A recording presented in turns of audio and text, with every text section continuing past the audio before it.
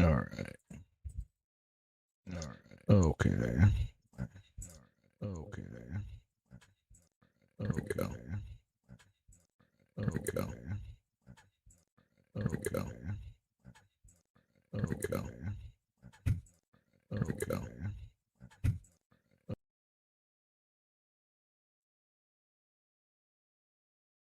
Should be good there.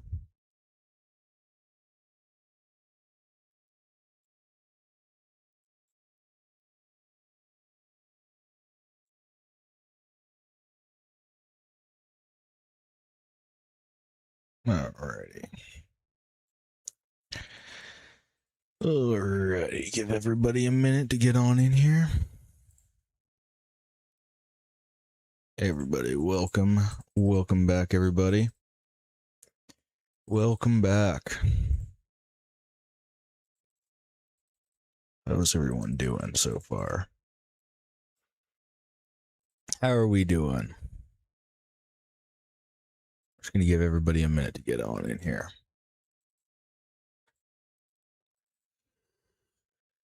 All right.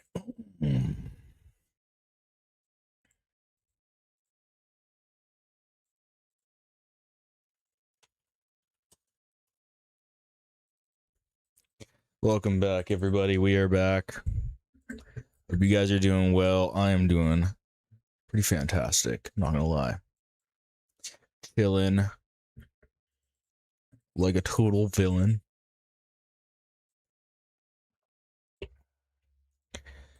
So, welcome back, everybody. You guys are tuning in. We are going to be getting into it in a minute. We are talking tonight about the mass shooting, the trans terrorist attack that has gone down in British Columbia. That'll be the main thing that we're covering tonight. It's it's a pretty drag of a thing to cover, but I feel like I have to because no one else is covering it, at least here in Canada. No one else is even feels like they're even allowed to even talk about this thing. So I mean, I feel like I have to be the one to go out and say the obvious thing. Even our conservatives, they're completely missing it here.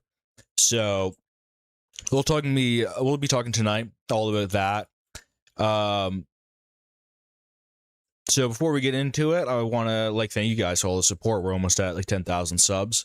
We're at 9,000 subs, and it's pretty sick. So thank you guys, all the support. You guys are dope. Get in the chat. Tell me how you guys are doing. How's the stream looking? How we doing? How's the quality of the stream? Looks like we're doing good. All right, everything looks good on my end. Yeah, let's start recording now. All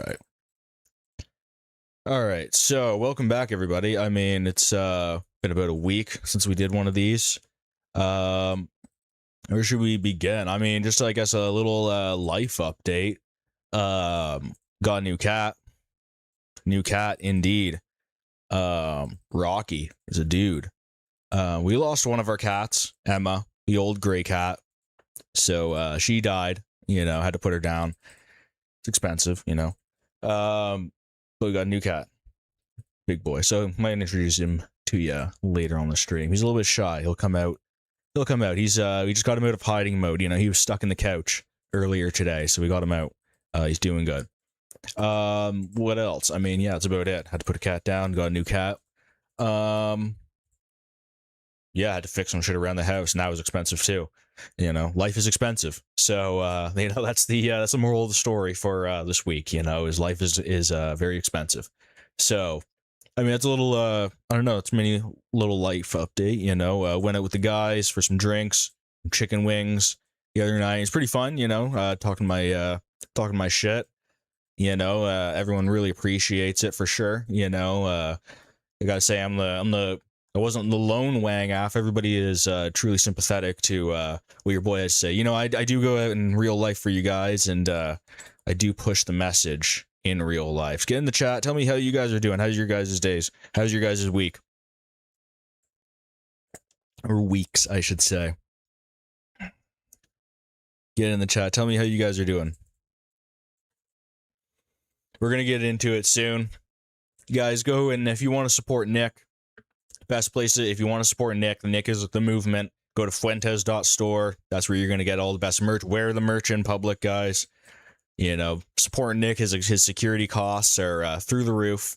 You know, so still giving people a couple minutes to get in on here before we start on talking on the main thing. We are indeed going to be talking about the trans problem. The final solution to the trans. Yes.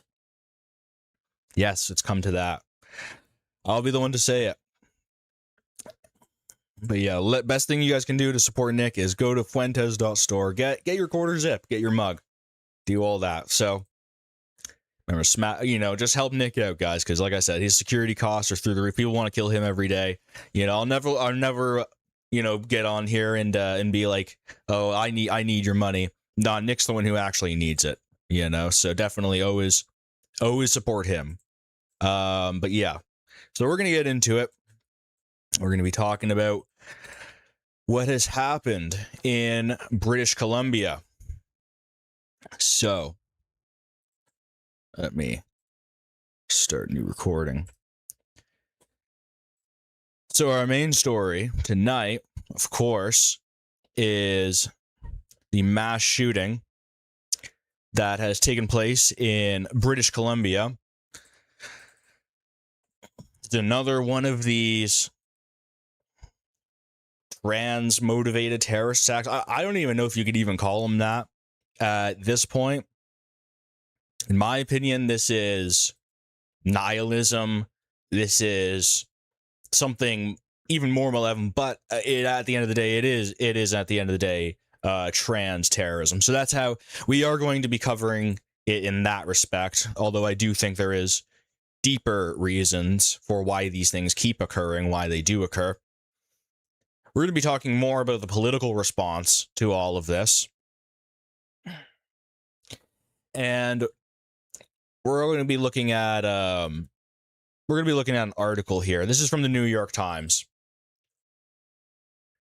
A mass shooting took place, or sorry, I should say this. What we know about the deadly mass shooting in Canada. The police identified an 18-year-old as the suspect believed to have fatally shot 8 people in Tumbler Ridge, British Columbia, before, I don't even know if you can say that, but, killing herself, And but when I say her, I'm referring to the shooter. This is how the article states. So this is a biological man that we're talking about. It's an 18-year-old man. I should probably let me switch my angle here. All right. You guys can see this. Follow along. A mass shooting in a remote Canadian town on Tuesday left 9 people, including the suspected attacker, dead, shocking a country where such acts of violence are extremely rare. The police identified the suspect as Jesse Van Rootsaler, 18, a local resident who is known to the authorities. She killed her mother and stepbrother before fatally shooting several others and later herself at a school in Tumbler Ridge, British Columbia, the authorities said. Prime Minister Mark Carney of Canada held back tears in an emotional statement to journalists on Wednesday. This morning, parents, grandparents, sisters, brothers in Tumbler Ridge will wake up without somebody they love, he said. The nation mourns with you. Canada stands by you. Here is what we know about the killings and how the authorities have responded to previous mass shootings. So it goes on to list how many people died. 7 people, including the suspected shooter who appeared to have died from a self-inflicted injury, were found dead at Tumbler Ridge Secondary School, according to RCMP, Royal Canadian Mounted Police. Dwayne McDonald, a deputy commissioner with the RCMP in British Columbia, said most of the victims were 12 or 13-year-old students who were killed in the school library, along with a 39-year-old educator. The police said they had earlier given a mistaken death toll of 10. The shooter also killed her mother. And when I say her, that they're using the preferred pronouns of the killer. All right. So that's not me. All right. The shooter also killed her mother, 39, and her stepbrother, 11, before going to the school. 2 female students were injured and airlifted to a hospital where they remained in serious condition on Wednesday, officials said. Mr. McDonald said he did not have the exact details of the injuries. The 25 students initially reported as injured on Tuesday, where the number of students who were taken to the local medical center to be assessed. They did not have injuries, but were triaged because of their appearance, Mr. McDonald says, citing the presence of blood on the children. You can imagine this chaotic situation. What do we know about the suspect and the victims? And it goes on to refer to the suspect as Mrs. I'm not going to do that, of course. It's not a Mrs. Is it Columbia or British Columbia? This is British Columbia, Canada. So on the west coast, like above Washington State or Oregon, whatever it borders. If you address how shitty Canadian laws are, talk about what the dad said. All parties voted for this trans shit. Absolutely, we're going to get into that. I have no love for the Conservative Party whatsoever around here. So we're going to be talking about that. Pierre Poilievre, of course, his party, voted for the government funding of trans surgeries and hormone blockers for minors. So we're definitely going to be talking about that. Definitely. These conservatives. I'm sick of these conservatives, but let's get back into the article. Von Rootseller and her family were known to the authorities, Mr. McDonald said, adding that the police had last visited the home in the spring for mental health issues, including self-harm. All right. Von Rootseller was assigned male at birth and began transitioning to female 6 years ago. All right.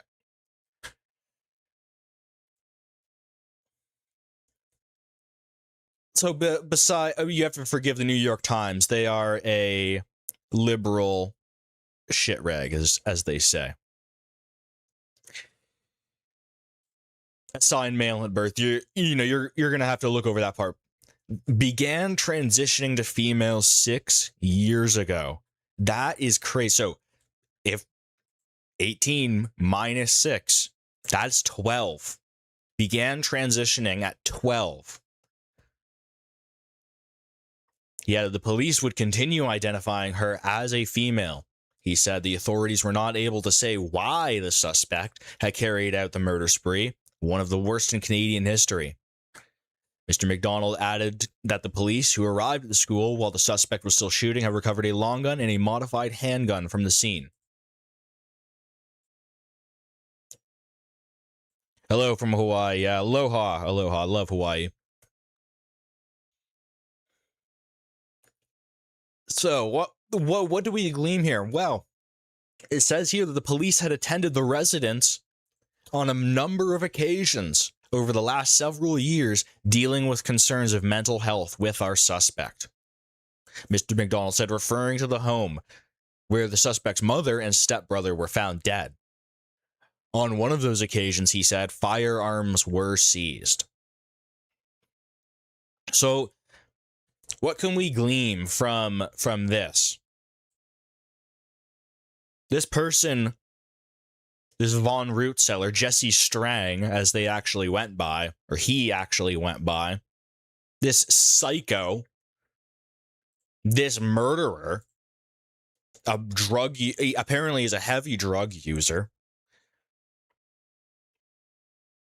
shoots up a school full of children, and the police want to refer to him as his preferred pronouns. The media wants to refer, this is the New York Times, they want to refer to the shooter as a he. We're going to get into the Canadian media because it's even worse. It's worse than the New York Times. It gets worse. On a number of occasions had dealt with concerns of mental health with our suspect. Wow. So it seems like there is something between this transgenderism and being crazy. And we're not allowed to even talk about this in Canada. Keep in mind, guys, like the way that I'm even talking now, That would be getting me looked at for sure. But no one has any balls in Canada to talk about this. So we're going to talk about this exactly how it is. And I do think it's some insanely deep-seated nihilism that's going on here. This is the kind of person that goes into a school and shoots at children. This person deserves no sympathy whatsoever. This goes to show how rotted people's brains are. They want your children dead. We're going to get into the political response to this. Next, we're going to hear from the Calgary Herald. Not going to like this one. Not going to like this one, guys. Get this. This is from the Calgary Herald. You can't blame people for mental health. Neighbors don't see Tumbler Ridge shooter as a criminal, but as a victim. You can't make this shit up. You can't make it up. You can feel very bad for what they did, but they didn't get up in the morning thinking with a sane mind that they were going to do this. Like, you are the raped. You are raped, okay? This is absolutely poison. I don't care who you are, and it must be this attitude. You can't blame people for mental health. This is a psycho killer. This is a man who put on a dress and took a rifle and a pistol, modified probably with a switch, because that's what it sounds like. For a switch, if you don't know, it means it's a device that turns a handgun fully automatic. You don't know that. This is a lunatic. This is a absolute psycho, all right? A psycho enough that this person had the cops taken, or the cops had taken this person's guns. We have the neighbors here. And this kind of thing has really struck a nerve with real Canadians, I gotta say. They want you dead. You see, like, they are happy that that people are running cover for the transgender terrorist movement, because that's what this is. Make no mistake about it. Make no bones about it. Mental health system failed the shooter. Neighbors. But despite the terror that Maya and her schoolmates faced that day, Maya is one of the girls that was in the school during the school shooting and lived down the street from the shooter. But despite the terror that Maya and her schoolmates faced that day, the little Crocs said they feel sympathy for Von Rootseller, who killed her mother, Jennifer Strang, and her stepbrother, Emmett Jacobs, in their Fellers Avenue home before going to the school Von Rootseller committed after the rampage. And they worry for the 3 other children who lived at the Strong / Von Rootseller home.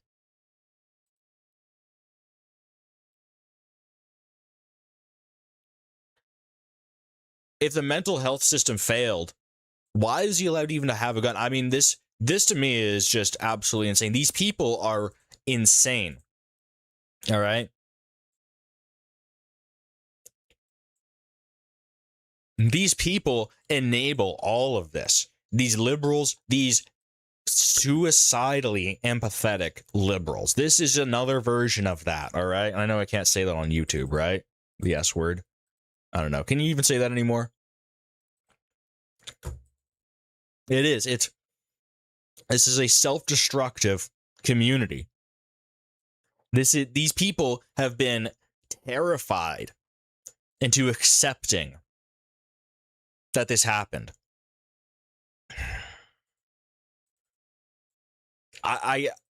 I look at this and I think to myself, people have lost their damn minds. The Goyim have gone completely insane. People in Canada are scared to even like speak up and talk the way I'm talking. And I think these people are insane. If you're a man, all right? If you're a man and you think that you're a woman because you dress up like one, you are insane. If you're a woman who thinks you're a man, you're insane. You shouldn't have any access to firearms whatsoever. These people, this ideology needs to be absolutely eradicated. So the Calgary Herald, they go on and on. Much love and respect to the community, this and that. You can't blame people for their mental health. They get up in the morning with the sane mind thinking they were going to do this. It's very, very sad.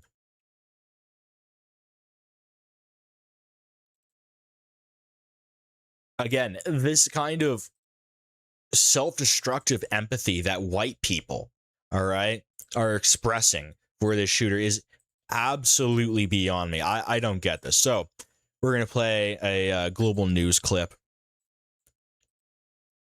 1 second. We're going to get into this clip here. As Tumbler Ridge is grieving unimaginable loss, some community members are urging Canadians to resist division. No, I mean this ideology. I don't mean trans people, all right? Obviously, I don't mean like trans people. I don't wish harm on trans people at all. In fact, it's like we don't want that. But this ideology, this needs to be absolutely condemned. Really a time to put that away, and to really think about compassion and love and really making those changes, not to attack groups. But since the RCMP identified trans teen Jessie Van Rootselaar as the suspect in the mass shooting, anti-trans rhetoric has run rampant. Even though there is current that's literally in the mass shooting, anti-trans first time trying makeup pre-HRT. That's insane, bro. Like, Reddit is poison. Rhetoric has run rampant, even though there is currently no evidence to suggest Van Rootselaar's gender identity is linked to the crime. It's too early to say whether that has any correlation in this investigation. Trans people... It's like, how can you say that? It's like, this is like absolutely correlation. They keep shooting places up. What do you think being on hormone blockers for 6 years from the age of 12 does to a young person, does to a young man? Being on drugs. Are we watching our language here? I live in a anti-LGBT nation, so I am out of touch. I don't know where you live, but yeah, I mean, we're on YouTube. You know, I'm also Canadian, so you have to keep in mind, we're going to be talking about this, the kind of atmosphere around even talking about this in Canada. You have to keep in mind, dude, I could get in like trouble, like actual trouble for we're talking about this, and there's mobs, there's Antifa black bloc gangs that will actually come after you, and the police won't do anything about it. Say Czech? You mean like, are you from Czechia, like Czech Republic? Are substantially more likely to be victims rather than perpetrators of violent crimes. There's fear around different identities. What we know is that people don't do these things because of their individual identity. In the wake of the tragedy, BC... Like, they're more likely to be victims? Like, what kind of idiocy is that, dude? You literally just shot up a school, and they're already running cover. They're already running cover for these degenerates, all right? This guy was on drugs. All right, insane amount of drugs, psychedelics. He was stoned all the time. He's doing all sorts of hard drugs, you know, fentanyl and cocaine. On top of that, he's on those hormone blockers. He's on all sorts of other stuff, psychedelics, like you name it. He's on it, driving him crazy. That's what's going on here. All right. MLA Tara Armstrong baselessly claimed so-called transgender ideology is radicalizing youth and unlocking violent impulses. A day later, the BC Human Rights Commissioner said she is disappointed by the spread of anti-trans disinformation. Using this horrific incident to conflate trans identities with violent tendencies is incorrect, irresponsible, and frankly dangerous. Well, you know what? I think we're over being told that now. Because it's like every time a white person goes out and does something crazy, you blame all white people, right? Every time a white person goes out and shoots up a black church, it's, oh, all white people are white supremacists, right? You're all a bunch of Nazis, right? And even when something happens that has nothing to do with us, look at the Bondi Beach thing, perpetrated by brown Muslims from Pakistan, literally not white. And what did they do? They cracked down on the White Australia Party for anti-Semitism. Reducing the truth down to one aspect of somebody's identity, whether it's their gender, their race, pulling one. Why are they so ugly? Like, everyone involved in all of these trans movements, these LGBT stuff, it's all ugly people, dude. An aspect out of context. That's not about seeking truth. Between 32 to 41% of trans people are estimated to have attempted suicide in their lifetimes due to... Okay. So if at least a third, let's take the number on the low end is 32. So let's say a third of all trans people, all right, attempt to take their own lives at some point in their life. Wouldn't that mean that this whole group, this whole identity, this whole group, they are not trustworthy enough. They are mentally insane. They cannot own firearms. They can't actually express the same rights actually as us.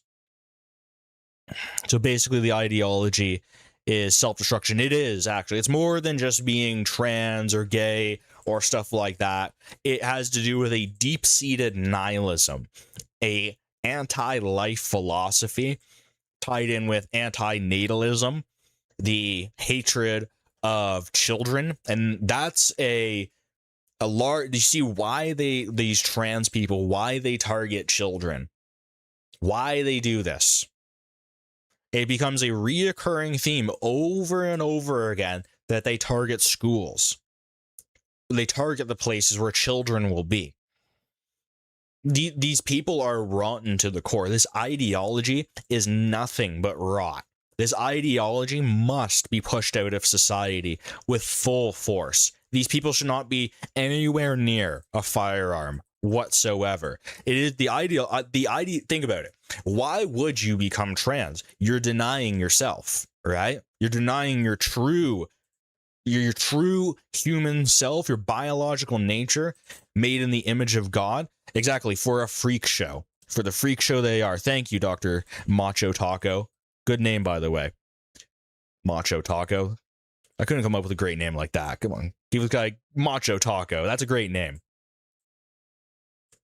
These people cannot be anywhere near a firearm. These people shouldn't even have the right to drive. Okay? These people are insane. All right? Now, if I say, and I'll take the legal consequences that come, I think these people should be in mental asylums. I know that's very controversial in Canada to say that, where I currently am. To say, and that's classified technically as hate speech. I know, I don't care. That's the truth. These people should be nowhere near a firearm. How did he get his guns back? I mean, this is absolutely ridiculous. Absolute freak show psychopath murders children. Stigma and discrimination, something a now removed Reddit account JessieBoy347, appearing to belong to Van Rootsalon, something a now removed Reddit. I'm a MTF 15-year-old trying to get HRT for my transition as of right now. We've been on 6-month wait list for visiting a specialist in Prince George for a month now. I'm from British Columbia, Canada. I live in a very rural area. I'm noticing very heavy changes in my appearance every month. By the time I'm actually able to visit, I may have severe damage from testosterone changing my body. This is extremely stressful. The weight alone makes me want to die. The uncertainty knowing how the HRT will even affect me, not knowing if I'll ever be me. Oh my god, dude. What the hell? This needs to be purged. But guys, this needs to be purged from society. All right? This is evil. All right? If you're Canadian, American, you have to speak out about this at the this stuff has to go. There shall be no mercy for any of this stuff, especially with children. If you are a conservative and you're out here voting, by the way, it's foreigners voting in the conservative elections, but I'll have you know. You're calling yourself a conservative voting for trans surgeries for minors, hormone blockers for minors. Shouldn't even be on the table. Exactly. Yeah, it should be impossible. As soon as you go to a doctor and you say, "Oh, I'm gonna off myself. I think I'm a girl," or vice versa, that should get you absolutely flagged in the system. Absolutely. Count Jesse Boy 347, appearing to belong to Van Rootselaar, described, "It really hurts. I am genuinely considering taking my own life." This person was allowed to have guns. 72. What are you referring to? This goes against the oath doctors make. Bro, fuck that. This is an insane person that shouldn't have guns. All right. I don't think people that I think if you're actually like contemplate like 72-hour hold. Yeah. No, I mean these people have to we have to like take this seriously. We see the consequences of allowing this transgender ideology in our society, and people are like just scared. They're just scared to talk about it because you'll get canceled. You'll get demonetized. You'll lose your job. Bro, fuck that. Are you going to let, and that's the thing too, the dad, right? The Von Rootselaar last name comes from the father. The father says he has no contact with his son for many, many years. And it was the mom who put him onto all this trans stuff very early on. When I was young, people who thought like this were put in insane asylums.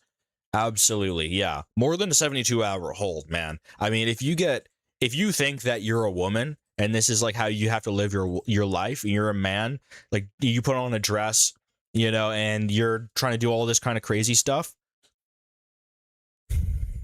They all look like they've been too close to a nuclear reactor. Dude, so true. Suspect's mother, Jennifer Strang, posted on social media a few years ago in support of her child's identity, urging an end to trans hate, Chris. Since the shooting, that post has been flooded with comments chastising Strang's support for the community just days after she lost her life in the mass shooting. Yeah, no shit. No shit. Yeah, that's Darwin right there. Now, if you want to believe in evolution, yeah, absolutely. That is some crazy shit, bro. You support your son transitioning into being a female like that is, and he ends up killing you and your son. Like you can't make this shit up, guys. Here's our joke of our leaders. They don't say anything. I'll just talk over this, I guess. But I mean, just look at these cocks, dude. We're gonna do nothing about this. We're gonna do absolutely nothing.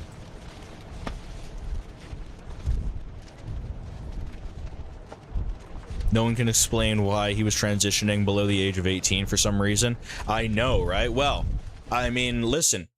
Our prime minister literally has a trans kid. I'm not making that up. I'll pull that up in a minute. But our prime minister literally has a trans kid. All right? So, at the highest levels, guys, the trans mafia is running stuff, all right? The gays are in charge, all right?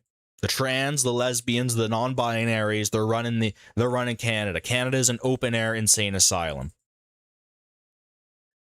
Trans your kid murks you. Couldn't be me. Absolutely. I know. I mean, that's jester maxing to the utmost. Fatal jester maxing. Yeah, they absolutely encouraged it. And look at dude, why are you even standing next to this prime minister, dude? Why are you even standing next to this dude? This prime minister is transitioning. I'm pretty sure it's his daughter to being a dude. That's insane. You're standing next to him? That's insane. You're conservative. You call yourself conservative, dude. Canada has no real right wing. No real right wing, dude. Evaluation throughout 72-hour hold would determine things such as further psychiatric care. California, bro. California is better off than this, bro. We are beyond cooked here in Canada. Bro, honestly, I'll take California any day over Canada. Canada, bro, we are on the acceleration path, dude. California, you guys at least got weather. Or at least in America, I mean, come on, look at this. Dude, come on. And this is supposed to be like our right-wing leader guy. Dude, he's in tears. He's in tears. Come on, dude. Now, like, dude, have some balls, dude, to not like bawl your eyes out on camera performatively. Like, all of this is very performative. We get it. You're a politician. You got to show up here and do the thing. This, like, crying in front of the cameras, dude, this is ridiculous. You're supposed to be the conservative leader. You're supposed to be the guy, the right-wing guy that all these conservative party shills are just sucking off left, right, and center.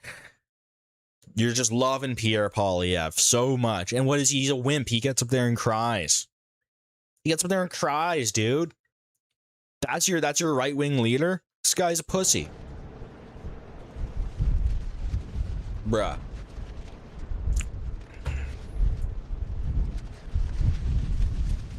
These transgenders murdered these kids. They murdered these children. They shot a bunch more children. They shot his mother and his brother. I should say. And these people are the ones who are literally signing the bill that the taxpayer money, these people right here, right here, right here, right here, right here. These are the people that sign off, all right? When taxpayer medical bills come for transgender surgeries and hormone blockers, these are the people that vote for the bill that funds that. These are the people that feel like they have the mandate. It's insane. And then you add on the feminism angle. The father had no say whatsoever due to no-fault divorce laws in our country. No-fault divorce laws. So the woman just gets the child and does anything they want to them. And you can't go to the judge and say, hey, judge, she is trying to turn my kid to the other sex, to the other gender. The judge will go, no, that's transphobic, actually. That's hate speech. Actually, you're a bigot. And because you're a bigot, now you can't have your kids. Now you can't see your kids. That's happened to plenty of fathers. That's, talk about, like, there's a lot of stories in Canada where that has happened due to no-fault divorce laws and transgender ideology. The Hippocratic Oath, first do no harm, is thrown away, and no adults were in the room when that kid voiced his desire to transition. Absolutely right, man. I've always been of the opinion that these so-called medical practitioners, all right, these abortionists, these, gender-affirming care doctors, these surgeons, dude, you guys are butchers. You should be locked and thrown away, all right? The deepest dungeon that we have in the prison. The one lady in the maroon coat is like, shit, what did we do? Rewind it to 10 seconds. That's Elizabeth May. She is the leader of the Green Party. Politically completely irrelevant. Dude, Elizabeth May, I mean, I think they are somewhat genuinely horrified. I'll say this, all right? I won't be so obtuse. There is an element where you could totally see yourself pushing this kind of stuff, all right, and it resulting in an insane tragedy. You don't think they know? Yeah, Hippocratic. I know, Hippocratic. Elizabeth boxed with DUI May. I know. Oh my god, dude. The scandals with Elizabeth May are just the cringiest ones, because it's just like a scandal where it's like they edit like her straw to make it look more environmentally friendly. Sorry, my keyboard went there. It's all good, bro. It's all good. But what I was saying about her is that she's completely politically irrelevant, and her situation with the Green Party is so astroturf, dude. Like they just basically get like free motion just because they are left of the Liberal Party, and so the Liberals want to capture the left. And so they basically are a nothing party. They don't really do anything. They have no party. And the NDP are in cahoots with the Liberals. So there really is it's a one-party state disguised as a coalition. It's super lame and gay. And then the Conservatives just go along with whatever the Liberals want. Hippocrates. Pythagoras and Hippocrates. Oh, the new cat's out. He's lurking. He might come. The new cat might come say hi, guys. Yeah, come over here, Rocky.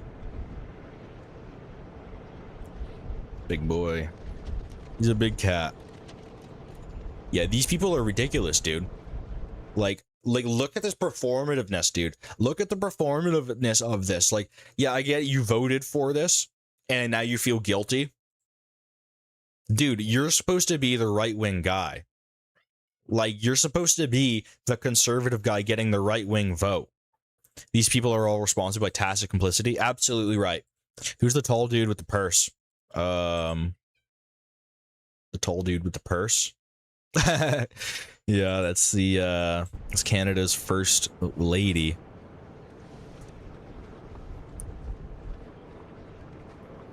You mean that didn't want to become a female? Yeah. Dude, look at him. This is so pussy, dude. Like, if this is genuine emotion that he's showing, that is so lame, dude. Like, look at him. If that's him actually being like female about this and like crying about this, dude, like, where is our right-wing figure, dude? Like, I don't think we're gonna get it with like the current like state that Canada's in, like, whatsoever. Come on, Rocky, come show your face. He's a big boy. Come on, Rocky, jump up here. Carney's a joke. Carney's a joke. We know this about Carney. All right, he's got a trans kid. All right, we know this. But Pierre Poilievre is supposed to be the right wing guy, right? All of these chuds, all the chuds, all right, all the losers, right? All of the losers are just loving Pierre Poilievre. All the chuds and the losers, all right. And all the trans get older, there will be hell to pay. Dude, I know, we're already seeing it, dude. Absolutely right. Like, the amount of detransitions. Like, I mean, I've heard one dude was like, yeah, dude, you know, so you're gonna tell your kids, you know, that's how I met your mom. She was, you know, identifying as non-binary when I met her, you know, that kind of thing. I had thalidomide kids in school from pills. They wrote with their toes, had fingers coming from their shoulders. Canada did barely anything for those boomer kids. I am outraged at trans. Stuff like that. Listen, I'll just say this. Like, some things make me reconsider, you know, whether or not some people truly even are people. I'll just say that. All right, I'll just end it right there. I don't want to get banned. All right, I can't believe Pierre is acting like this. What the hell? I can believe it, bro. He's a little guy on the prairie. Look at him. He's a pussy. Dude, our leader should be jacked, all right? Our leader should be huge, all right? He should be like the ASU frat leader, all right? See that guy, androgenic? He's mogging clavicular. Our leader should be fucking, like, absolute Chad, all right? Our leader should be, like, doing mad drugs, too. Our leader should be on amphetamines, all right? There would be many kids who grew up and sue the shit out of their parents and all their doctors. Oh my god, yeah. Man, if you're a kid, like, that's a thing, dude. When you're a kid, you have no say in, like, what your parents make you do, right? And like I was saying with the no-fault divorce thing, you just get foisted onto your stupid liberal mom, right? And she makes you transition. I'm not paying taxes so we can subsidize doctors who went along with this crap. Bro, I feel the exact same way, and so, like, for me, at least, my tax situation, like, I could probably, like, work something out, you know, going to the United States, and, like, you know, because like the abortion that gets paid for with your tax money here, the money that goes to trans shit, all the money that goes to Ukraine and Israel, all of that, all the corruption. Bro, I do not want any of my money, and we get taxed super high here. So as a matter of fact, talking about California, I'd rather be in California because it's like, at least my money goes to America, right? At least it would be in America. Beautiful weather. Pre-workout snort like clavicular. I'm literally working tax-free as we speak. Yeah, I mean, bro, you can max if you would go to Puerto Rico and be tax-free. I don't know what your situation is, Joe, the scientist, but I mean, get your money up, you know. I'm not saying dodge tax, like, pay your taxes if you have to. You don't want to fuck around. You don't want to have the tax man come after you, but you can you can max. You can be absolutely financially ahead of other people. It just takes a little bit more IQ, a little bit more brain power. The detransitioners will be in the minority, will refuse to acknowledge the mistake instead, and instead persecute everyone else out of resentment, like women. Absolutely. Yeah. It's so female coded too, dude. Like the sympathy for like the trans shooter, dude. Bro, this is a dude in a dress. Like if you're a dude, you see exactly right through this. How can you have any sympathy for this psychopath that's in a dress, thinks that he's a girl? Get out of here with that. Nope, it goes to Mexico. I mean, you know, Mexico, shout out to all my Mexicans, man. All my Mexicans, you know. You know, you guys are hustlers, all right? I don't hate on Mexicans, all right? We don't hate on anybody out here, you know? I don't file my taxes, been getting away with it for years. Screw these people. Yeah, I'd watch that, man. I'd be really careful because, like, there's ways to get around taxes and there's ways to not get in taxes. But yeah, crypto, of course. Yeah, no. I mean, you're doing it right if you're doing crypto. I would never dodge my taxes. CRA, IRS, I would never do that. But I totally advocate, like, minimizing your tax burden legally any way you can. Don't listen to the haters. Come up here, Rocky. Having a male cat is different. He's just a Chad. He's just wandering around. He got stuck in the couch earlier today.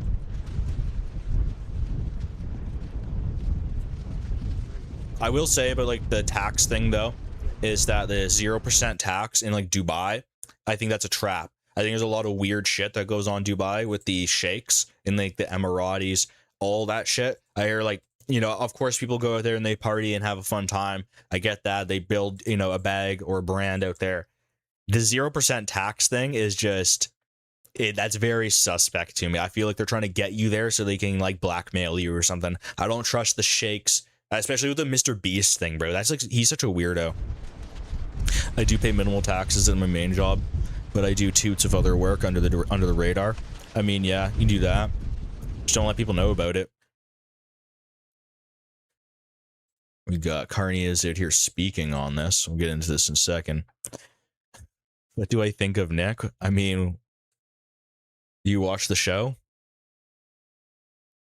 If I file a report below the lowest bracket. Well, that's what you do if you're Canadian, yeah. Yeah, I think the poverty line is 25,000. Something like that. They might have changed it, but if you make under 25 grand. Yeah, dude, we're literally like a Fuentes, like, we're like a Groiper like reaction channel, bro. Like, I would say, like, I don't agree with Nick on like literally everything. Obviously, like, I've had a different life experience, you know. I've worked blue collar, you know what I mean? I've, you know, had girlfriends and partied a lot, so, you know, I'm not like Nick. I'm not like the wholesome chungus that Nick is like. But we're like pretty much like, I would say like 95%. Like 99%. I would say we're actually like 99.9%, I would say. Like in agreement with Nick. I would say 99.9%. That's a healthy amount to agree with somebody on, right? On things. They rely on each other's grace, not God's. Imagine that. And that's true because... And that's the thing too, right? You're relying on other people for your grace. I mean, get lost, right? I'm not Canadian. I'm in Oregon, USA. I do love this channel for the Nick content reactions. Hey, shout out to Oregon, man. Oregon Trail. We don't just give grace. And that's true because we don't just give grace, we receive grace. Grace from Kylie, Ezekiel, Zoe, Tiki, Abel, Shonda. Grace that fills this community, this extended family. Hello, grace from God. Like, where is the mention of grace of God? I thought you were supposed to be a Christian, dude. Gathering. Him really hating on the Groipers. He seems so done. In the cold and holding candles for all of your children. And the grace from across Canada. And when we leave here tonight, and some of you go back to quiet houses, some of you go back to empty rooms, please know that you're not alone. Vous n'êtes pas seul. He's going to say the same thing in French. Canada's a bilingual country, so he has to repeat in French. What are your thoughts? Yeah, so, I mean, this guy's a pussy, bro. Like, this is supposed to be our leader. If you're, like, even if you're a liberal, bro, how do you see this guy as your leader, bro? This is not a leader. This is a banker, bro. What are your thoughts on an Alberta independence? Totally support it. I love it. Love it big time. Alberta should totally have like its own sovereignty. It should be like, it should join the US, in my opinion. Of course, like I'm an American first nationalist. You know, we're groypers over here, so we do ultimately want Canada and America to be one massive country. Naturalize all true Canadians, right? Have ICE come up to Canada and liberate us from the current occupation by India. India and China, we're being occupied by those two countries. So Alberta, I think it's absolutely natural. I think they have much more of a right to self-determination than even Quebec, arguably. Alberta powers the nation, literally powers the entire nation with their energy and the money from the sales of energy. So, which is ultimately much more important than any of the industries that Quebec has. Canada plus US would be OP. Absolutely. Insanely overpowered. I think Canada is... Yeah, let me move the chat right there. I think Canada is one of the greatest nations on the planet, right? I think America is the greatest nation on the planet, but us together, we would be like literally undefeatable. Undefeatable. I mean, just look at it on a map. You'd be like the greatest empire, right? I don't think America has the ability to fix Canada. Independence is first and foremost for us and our last hope before it gets ugly. No, I agree. Listen, when it comes to like Alberta becoming its own country, I support that inherently, of course, right? Like if Alberta wanted to be its own country and America just let it, you know, that would be fine with me too, right? I mean, it would be extremely close to the United States, much closer to Washington than Ottawa, for sure. I mean, a lot of people don't know this about Albertans, but most Albertans actually migrated northwards from the prairies. So a lot of, and they're mostly actually a lot of more Scandinavian descent. So, and there's less Anglo and there's more Scandinavian Germanic descent in Alberta, which comes from the American Scandinavian settlers. So there is when you argue like heritage and when it comes to like white Albertans, they are tied more to America. They have tons and tons of American family across the borders. We're like more like Montana, Texas, Red Prairie states. Yeah. I mean, Alberta as an own sovereign independent country totally makes sense in my opinion. It's just that it makes more sense to be a state of the United States. If that makes any sense, you know. Switzerland is landlocked too. Don't be silly. I mean, being landlocked is not that big of a deal, really. Yes, Alberta is never going to secede. Secession isn't a thing for Western states in a year. I mean, the history of secession movements in Canada is, I mean, they're pretty powerful, right? So Swedes, I thought Switzerland can leverage banking against everyone else. Yeah. I mean, the energy money comes from Alberta. So that's the main thing that Alberta has. And, you know, like I said, separatist movements in Canada do very well. So having Alberta leave almost guarantees that Quebec will leave. At that point, Canada's just falling apart. I think at that point, it makes a lot more sense to just we all join the United States. Honestly, as an American, a lot of us don't want to bring Canada liberal policies any closer to us.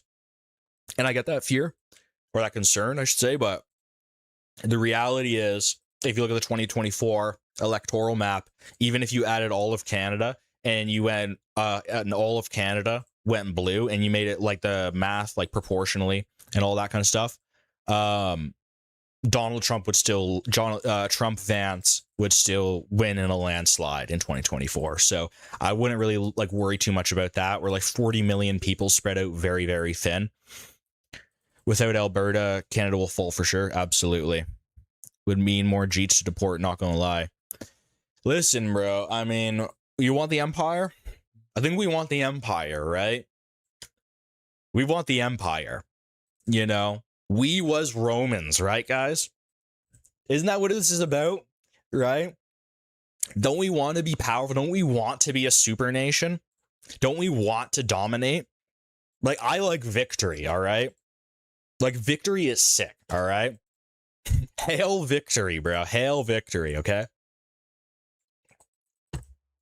I think we only do that through having a massive nation, all right? Massive nation. We're gonna get into this. So we have Daisy Media here, or Daisy, I don't know how you say it, but Daisy. This is March 8th of 2025, so this is a year ago. No fascists in these streets! So here we have a Black Bloc Antifa. Get away from me. Do not block my progress. Do not block my progress. No fascists in our streets! No justice! Do not block my progress. Do not block. So this is the trans mob right here, guys. This is exactly like the kind of behavior. Now, keep in mind, this is a year ago, but this is what they're actually like. All right, these people want to harass you violently. The police will do nothing about it, as you'll see. We're already gathering material support from allies in a fight against Ottawa. Ottawa is powerless to enforce anything without voluntary compliance.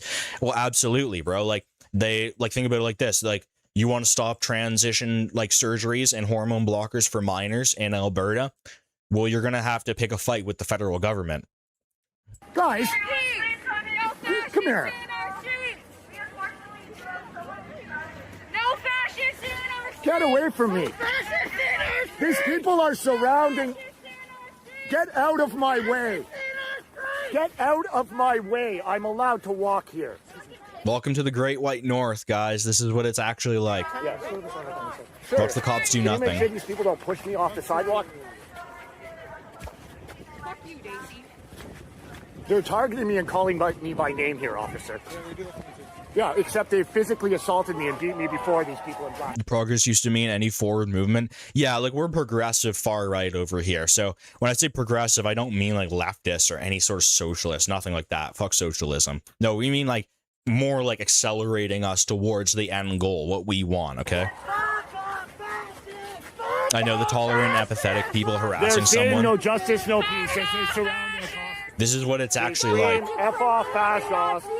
They're calling me a Nazi. They pushed me onto the street. These police are all just standing around watching as usual. And so they're just blocking him off. He's out in public. He is just right to doing walk what here, he don't wants. What he's just filming. Officers, And they're can somebody following him answer me around. here?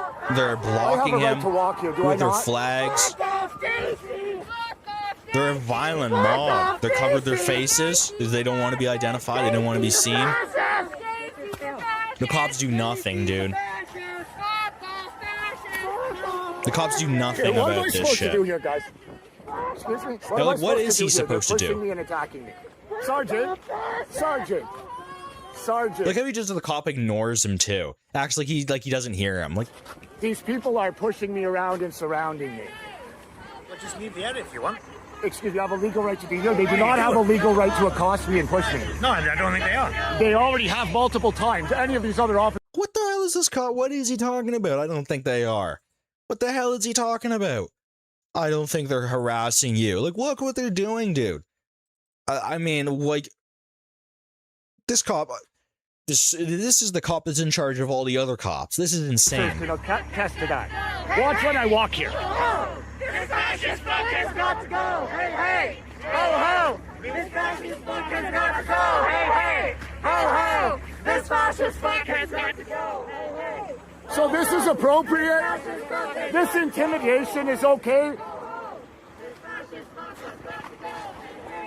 I'm gonna keep walking them into every one of you guys. Like, come on. Hey, hey! Ho, ho! And so, like, what are they gonna do? Like, they're not gonna do like anything to stop these people. I'm trying to film this. Yeah, the chanting is And I'm really trying to annoying. Like, chanting is like, bro, protesting in itself is just leftist coded, guys. Like, let's be real. We want to wield state power. Like, I think like doing street protests and shit like that, like when it's warranted and all that, I get it. But the real thing is we want people like these cops, these bro fired. We should put some Chads in place. They're like, who is this guy? Yeo Umanans. Wait, into the crowd, he's still on the exterior. Ottawa police for you right here, dude.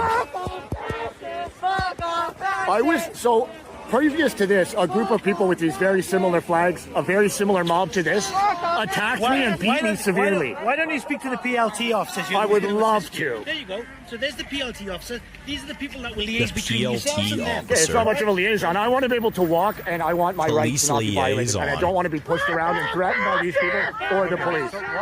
Oh, so these are like the community-funded police? These are like the liberal police. You can't stop. Yeah, like these like liaison cops, what the hell are they supposed to be doing here, dude? It's the same chance, universal in Europe and USA. They are paid by the same people. Well, the thing is about, like, I do agree that there are such things, professional protesters. Like, there are people that make it their career to be protesters. That's an absolute real thing.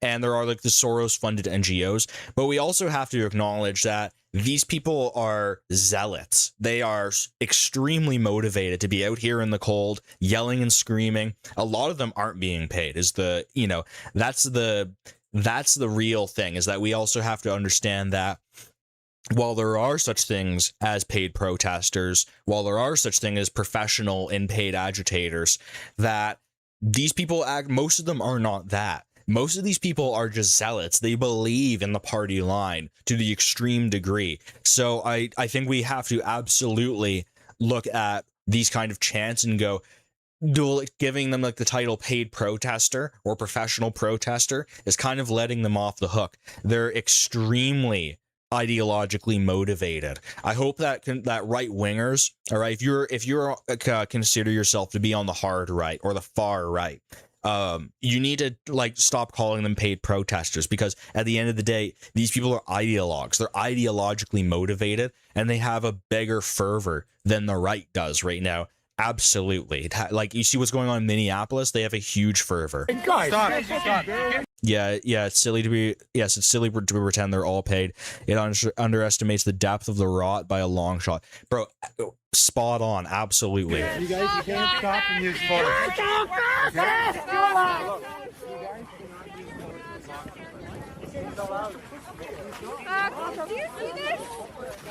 And like the liaison cops, they just talk to them, dude. Like, what the hell? like, I'm gonna keep doing it. Many believe they're on the front lines of a historical movement. Very true. They actually believe that they're fighting fascism, guys. Like, they aren't just LARPing. They've actually convinced themselves that they are in the real timeline. It's going down. He's allowed to record.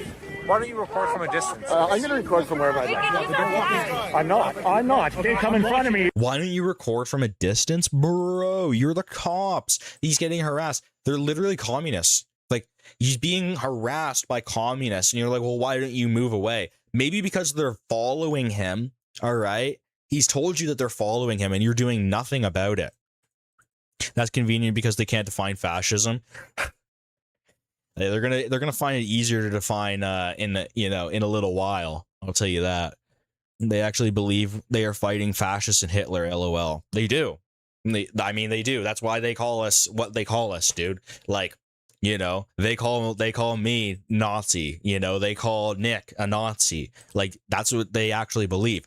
And I want to touch on that also too, because this is also why the left actually cannot control anything that has to do with talking about Jews. All right. Why? Because they are cosplaying as, freedom fighters against fascism. What is fascism? Well, it's anti-Semitic white people, right? It's like Hitler and like Mussolini or whatever. Mussolini's not even that anti-Semitic, when in reality they're the brown shirts. Yeah, I mean, they are the shock troops of the liberal party, of the Democrat party, of the liberal left, the center left establishment. Yeah, sure. Watch. You're not trying to dox him. Guys, you guys are following me. That's intimidation by disorderly following, is it not? Is that not intimidation by disorderly following? Disorderly following.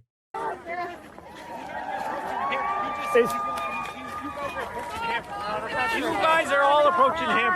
Why don't you guys do your own thing? Doug Christie of the Supreme Court. You guys are all approaching him. Who are the fascists as you surround and block me from filming? They hate the painter that they hate that painter has achieved immortality. I'll just say this, bro. I dropped out of art school, and I had a Jewish teacher. Holy crap! The event is happening on. What about just screaming Nazi at people in the street? That's okay too? We're allowed to just call anybody Nazis? Well, I mean, this is also why, like, right-wingers, we need to be more organized, all right? We definitely need to actually be a potent force, all right? Like, this kind of, like, this guy's alone, dude. Like, look at this. It's kind of sad, right? Like this guy, Daisy Media, is, like, really, like, by himself. And, you know, kudos to him for actually, this is dangerous, bro. These people could, like, beat your head in. They're not doing that right now because the cops are literally right there. But keep in mind, the cops were not there, dude. This angry mob would be tearing this guy limb from limb. You guys are all masked and wearing disguises and committing crimes. Every one of you. Every one of you.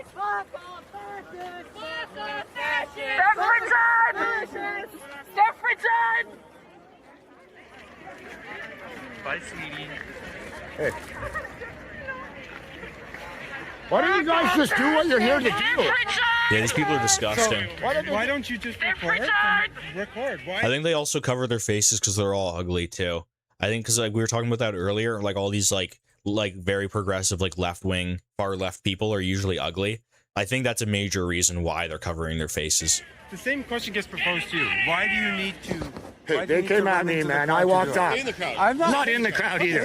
Because I want to expose the double. Bro, fuck this cop, Poitras. Yo, you're like ideologically motivated. Why are you getting in here?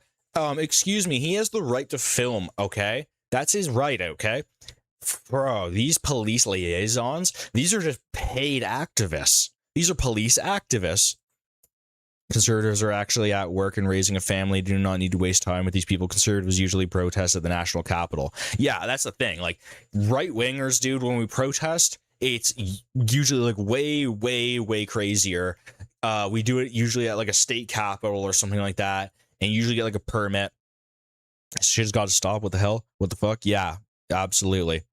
I lived in Seattle, Washington, and currently live right next to Portland, Oregon. The youth reminds me so much of Mao Zedong Red Guard. There's a good. Yeah, it's scary, dude. Like, I feel like if you're in a red state, Nick makes fun of hillbillies. I'll make fun of hillbillies too. I used to, I grew up way out in the boons in Nova Scotia when I was a little kid, so I can talk about rednecks and hillbillies, all right? If you live in a red state, you don't understand what it's like, dude. Like, if you're somewhere where it's all liberal, it's all like blue, it's all Democrat, you have no idea what it's like, dude. And that's why we talk about having to take back the cities, all right? The cities must become right-wing once again. The cities must become bastions of right-wing thought. The cities are where things actually happen. I mean, look at Daisy Media. He's all by himself out here, all right? This guy should have an army with him, backing him up. Where are the right wingers? We need to be organized. Like, I get this is a year ago, and shit's probably going to change. But we need state power to be wielded. We can't do this by street protests. Yes, we can protect each other, but what are we really going to accomplish? Nothing, really. We need to wield state power. So here, I'll tell you exactly why. Because I want to expose the double standard. I want to expose the fact that they're allowed to push people around and do whatever they want, and it's not okay. Okay? They don't give a fuck. They've been told. Okay, so then we'll see what they do. I'm not backing down from these. Just why not compromising with them. Why not? Because I have a right to go any place I want. Compromise. These people want you dead, dude. Compromise. This police officer's an idiot, dude. If these police officers weren't here, then these people would be ripping him apart.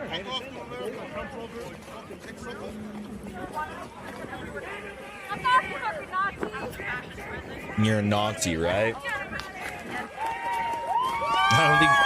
I don't think these people they haven't seen Nazis yet. Where's the line here, guys? Like, they're pushing me farther and farther back. Like, that's the thing. We want to do this nicely, okay? Like, they just keep pushing shit, me farther and farther back. Like, we want to do this nicely, okay? We don't want to take it, the middle fingers, right? We don't want to take it to where we actually have to have street battles with people, all right, as the right wing. We don't want that. We would like the law to be enforced, okay? We would like people not be harassed. We would like when a psychopath transgender person goes and has like threatens their family, all right, and has mental breakdowns and has access to firearms, all right, that person should not get their firearms back. And what we're finding out is that the shooter had their firearms confiscated and then given back to them. How can a person like this even be anywhere near a firearm? Like, listen, I am very pro gun. I've been pro. In fact, probably one of my first red pills was getting my gun license when I turned 18. I think it was 18, something like that. I've had my gun license a very, very long time now. Something that we have to get up here actually is a license to own guns. So I'm very pro-gun, but I'm also completely realistic in that there's certain categories of people. There are groups of people. We have to group people based on who they are, their identities. All right. Some people do not deserve to have firearms. All right. That's something I absolutely believe. And, when I moved to the United States and I become a full-fledged American and help up the white birth rate, because that's really what we're trying to do here, guys. We need more white babies. I will get guns. I'm pro-gun as it gets. I've always been pro-gun. But I think there's tons of people that should be on the list of that you can't get anywhere near a gun. If you get caught with a gun, it's over for you, going to jail. Trans people, mentally ill people, I have no problem. No problem stopping you from getting guns. Like, what are you guys even doing? Why do you look like shit? They're the ones who know what 15 different flags mean. I know, right?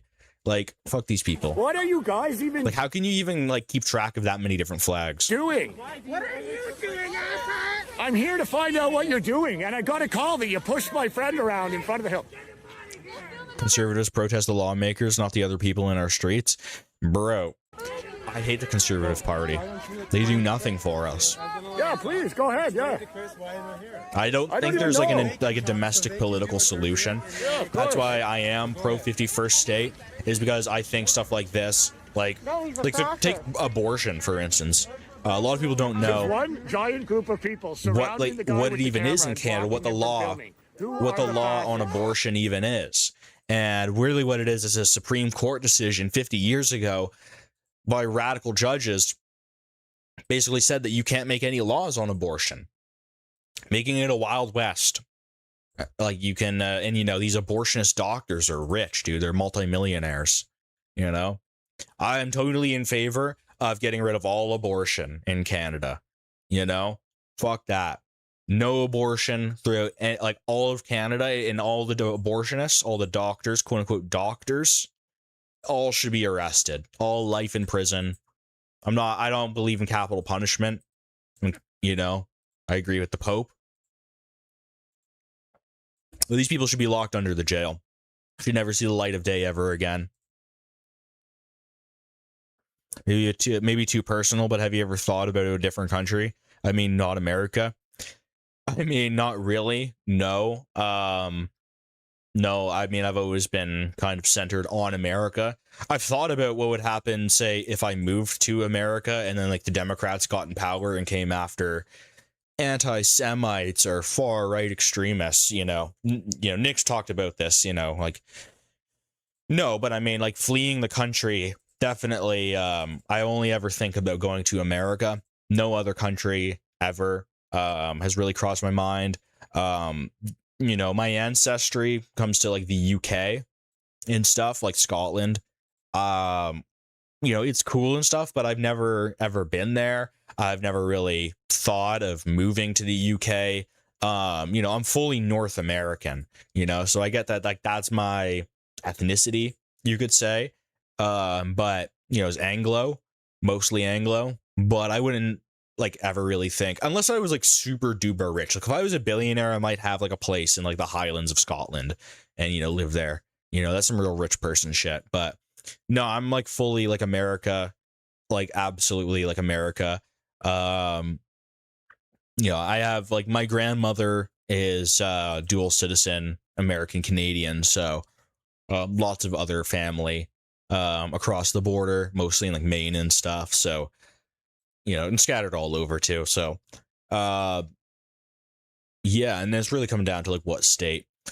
So yeah, I mean that's what I think of this trans stuff. I would say this stuff has to end.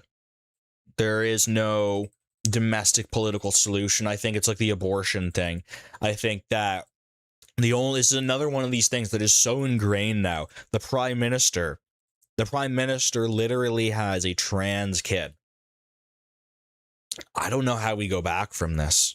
I seriously don't. The Conservative Party just voted to have the Conservative Party just voted to have trans surgeries and hormone blockers for minors, government funded. Okay? It's so over, dude. The PPC is not even allowed to run.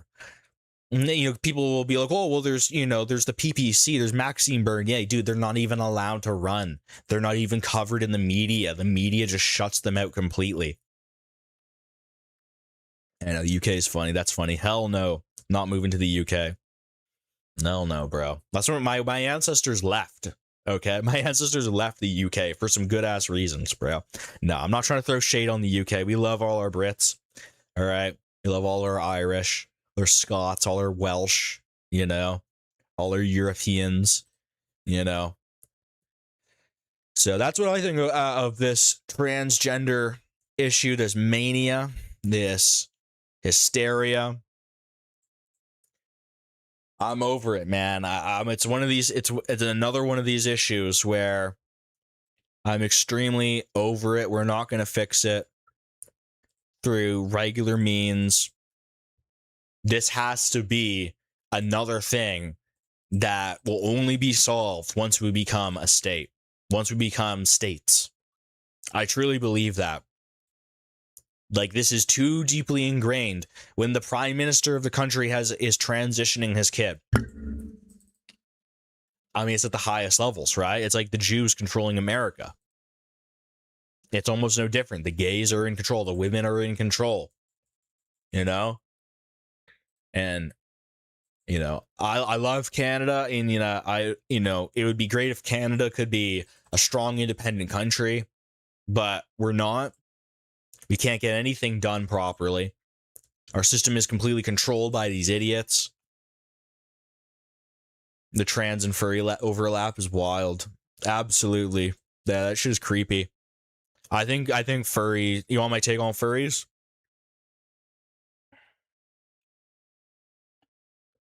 I mean, it's pretty simple. It's just bestiality. That's all it is. It's disgusting. You know? Normalized bestiality fetish in our society, right? Like, keep in mind that, bro, that's not even like that crazy. The prime minister will probably be shaking hands with a furry. You know? I wouldn't be surprised if his kid is a trans furry. You know? So the bestiality thing, it's highly disturbing. I think that's another thing. We're not like prudes over here. Like, listen, guys, we're not prudes, we're not Puritans. We're not like, oh, you can't have any fun. No, but we're just against insane degeneracy, all right? Like, I'm not anti-drug, all right? Like, I'm not gonna wag my finger at you for having some fun or whatever, with some drugs or whatever. I don't give a shit. Do whatever you want. It's not my body. But I mean, that's fun that you can have. That's not like insane when you think about it. It's kind of like baseline human things, right? Like, you think about it, it's like sex, drugs, This shit, this is from ancient Babylon, dude. This is the kind of shit they were talking about in, Sodom and Gomorrah. It's gone too far. But, that's what I think about that. I think this shit has to be absolutely eradicated from society. I don't think there's any other way. I don't think there's any other way forward. I think that it being pushed in the schools has to end. I think any sort of government funding for the transition of minors, hormone blockers, all these people need to be prosecuted. all these people need to be brought to justice, and it's not going to happen in a Canadian-led system, in a Mark Carney-run system, or not even a Pierre Poilievre system, and I don't even think a Maxime Bernier-run system, I'll be honest. I feel like Maxime Bernier, even if he did have motion, I don't even get the energy from him, all right? He's an older man. I don't get the energy from him, all right? That he is going to be our guy, all right? I just don't get that from him, all right? I like him. I like Maxime. And I do wish him success. He is, unfortunately, he's our only guy right now. The only guy, and so I'm not going to shit talk him, but man, we need somebody with more energy, more swag. I hate to use that word, but somebody that we need somebody that mogs, dude. We need somebody that absolutely just mogs, I don't know. I mean, shit, man. I would run Canada. I'm not running for office. I don't want to be a politician, but I would run Canada. Blasphemer. I'll put that on record. I would do it. I would absolutely do it. I would fix all these problems. No more transitioning for these minors. No more hormone blockers. No more Antifa. None of that shit. We're going to deport all of the Indians. All of them. They all came here falsely. Every single one of them. I don't care anymore. We're losing our country is being raped. All right? Absolutely raped. We will have nothing left. We'll just be a bunch of sad white people in the cold. What is their end game? To replace you, dude. What do you think the trans stuff isn't being pushed on minority communities? Make that known. Make that absolutely known. This is a thing that is being pushed on white people. Indians are not transitioning their kids. Muslims are not transitioning their kids. Africans are not transitioning their kids. Hispanics are not fucking transitioning their kids, all right? They're not doing any of that. White people, white liberals, no-fault divorce laws. These are the consequences of feminism. Ultimately, this is the consequences of letting women vote. This is it. This is the end game of your wife, guys. All right? Your beta males, all right? You didn't listen to Andrew Tate. All right, back in 2022, 2021, 2022, and everyone's listening to Andrew Tate. You're like, nah, I'm not going to listen to him. He's far right. This is toxic masculinity. Look what we end up in, a place where men are full of hormone blockers. Young boys, 12 years old, and they're going and shooting up their schools. Apparently he went, what I read is that his younger brother was at the school, and he was going to the school to finish off his family. I mean, it's just beyond psychopathic. It's beyond atrocious. It's so, their end game here is to keep our birth rates down. I'll tell you what their end game is. Their end game is to keep your birth rates down. They don't push this in the Muslim community, all right? In fact, they give subsidies to all of these migrants that have kids, all right? On average, you get about 40 to 50% more money, more childcare money, if you're a migrant than if you are a citizen. Think about that. You get 40 to 50% on average more assistance when it comes to childcare in Canada than an actual citizen. Our country is being absolutely raped. There will be nothing left. You will be a minority in a few years. When my mom was born, the country was like 95+% white. And that matters, actually. And I was talking about this the other day. I was asking, a group of white people were out drinking at the bar, having chicken wings, you know, doing stuff that white people do. And I was asking them, do you guys remember what department stores were like at Christmas time? Because we hadn't seen each other since Christmas. I was like, do you remember what they were like? Do you remember what Sears was like, dude? Do you remember what the Bay, what Hudson's Bay was like? I remember. It was amazing. It was awesome. And they took that from you. Now it's out of business. There's no more Hudson's Bay. Sears, they don't give a shit. They don't do that shit anymore. Does Sears even exist? That was like a mecca of Christmas, dude. When you went to Christmas you went to a department store for Christmas. You guys tell me, do you guys have this memory too? Going to a department store for Christmas time? You get nothing if you are normal with a wife and normal children. That's the black bill. Listen, I advocate you should have kids. You should get married and have a wife, but guys need to smarten the fuck up, dude. Like, I swear, feminism is the root of this issue, right? I know we were talking about nihilism earlier, but I'll be absolutely honest. It's the women. It's absolutely the women, guys. They're too sympathetic. They give too much sympathy. All of this shit about giving sympathy to the shooter, it's completely woman-coded. Bro is jaw raking. Bro, you know, mewing. Mew all day long, bro. Oh, we're not gonna have a country. You remember how the Christmas lights used to flicker? You remember how the warmth of the streets?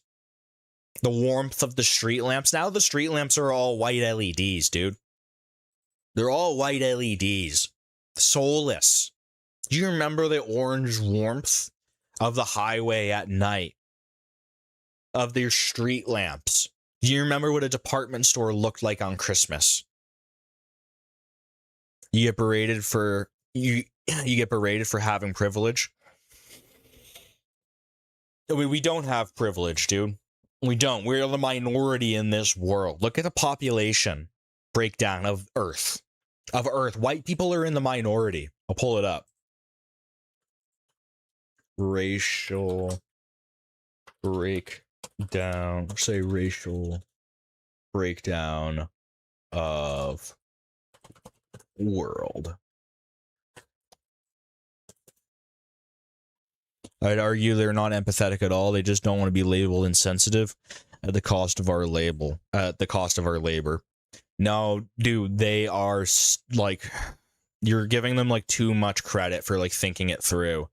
They're not that smart, dude. They're just like going off of feelings. Like, they're simple, dude. They're not like, they don't think about things like the way like you and me do. Like, we're dudes, right? And so like we can actually like, you know, critically think about stuff.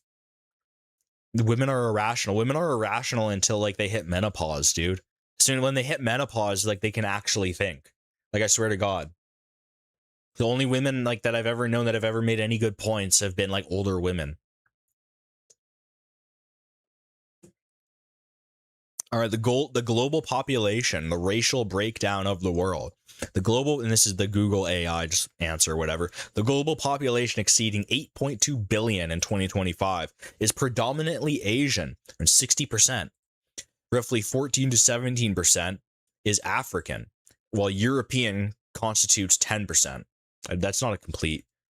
Oh yeah, it says down here. The global majority, people of African, Asian, Indigenous, Latin American, or mixed heritage comprise approximately 85% of the world's population.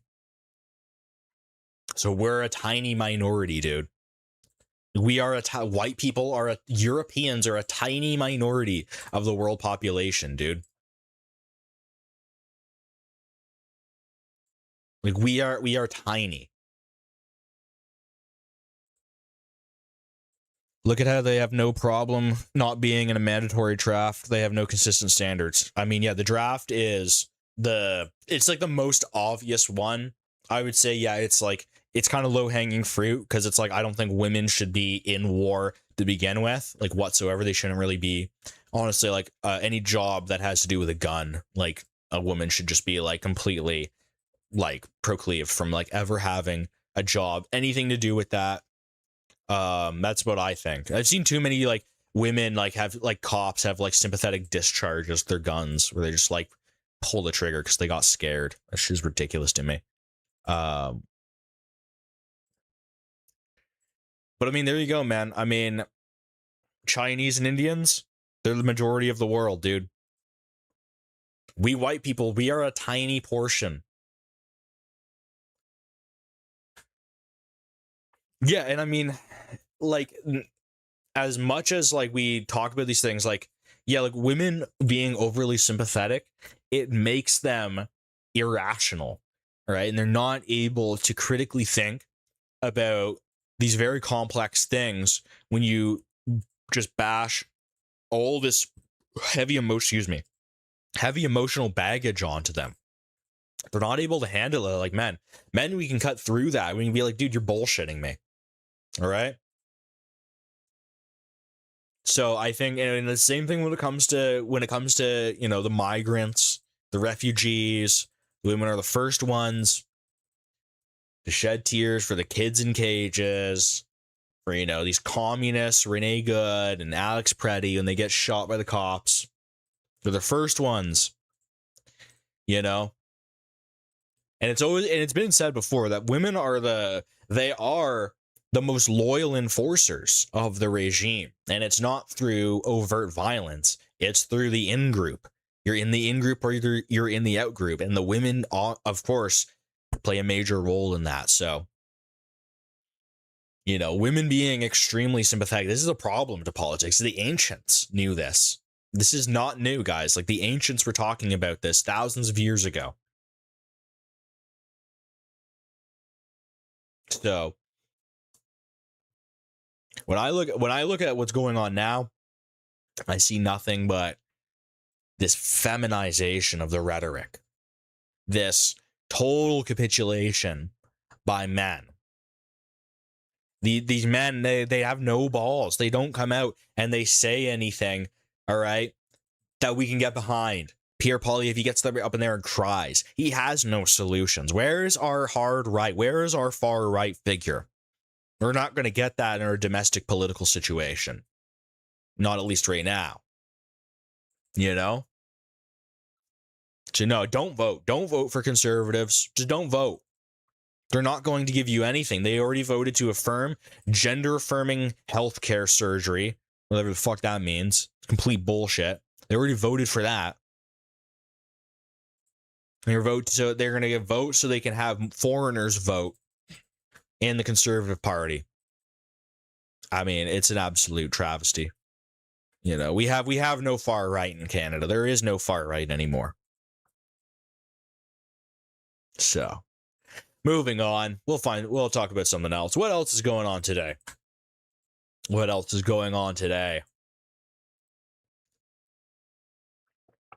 James Fishback got his account back. That happened. Guess we could talk about that a little bit. I guess we could talk about it.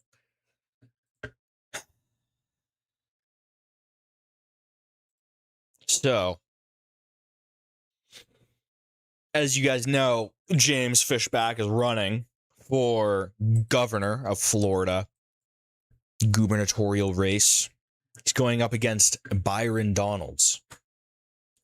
So Byron Donalds is he's this, you know, Jewish-backed guy. He is just like this. Who is this guy? Like Byron Donalds? We can call him Byron, but this is what the X summary says here. 31-year-old hedge fund I can't pronounce that, fuck's sakes. The 31-year-old hedge fund manager and Republican gubernatorial hopeful couldn't access his X account starting early Friday, with posts showing as unavailable and his team confirming the issue. Supporters like the Hodge twins blamed election interference, tying it to his recent refusal to visit Israel and kiss the wall, while Laura Loomer, Jew, called the suspension claims fake news. Fishback returned Friday evening with a triumphant SpongeBob meme and a Wolf of Wall Street clip, as his linked Instagram account faced similar disabling for unspecified reasons. No explanations came from X, leaving questions about glitches or enforcement about his long shot bid against frontrunner Byron Donalds. All right. So, James Fishback has been great on a ton of issues. I like James. Elon Musk is just very, very clearly taking him out of the race. So, this guy has been great on everything. He's been too good on Israel, though. Too good on Israel, so we got to censor him. Jewish-owned TikTok has been taking down James. Instagram has been taking him down. Aren't you sick of your country just being absolutely raped by these Jews? They run everything now. The way this shit keeps going. I mean, I looked at Florida for a bit. I wanted to move to Florida for a bit. The amount of Jewish control that's going on in Florida right now is absolutely astounding. The big influencers go clubbing and they play a song and everybody gets canceled. You can't go to any club. This is killing the state. Like, what are you doing? This is absolutely election interference by Elon Musk. So, Elon Musk, of course, has very, very big contracts with Israel, with his Starlink system. When it comes to his investments in Israel, and not only that, his connections. So, it's a bit of a story. Not much to say about it, really, other than he got his account back, and I'm glad to see he got his account back. So there's that, What else is going on today?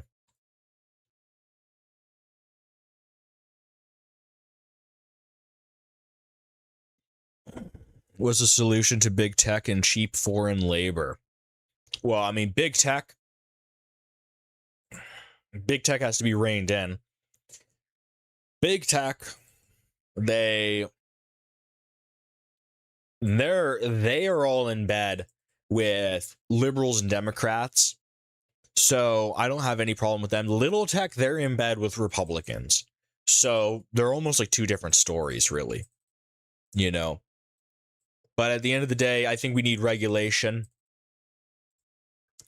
I think a lot of these big tech firms and little tech firms, they're towing a fine line where they're really trying not to upset either side, and it goes to show that they are just playing both sides. Trade jobs, IG. Yeah.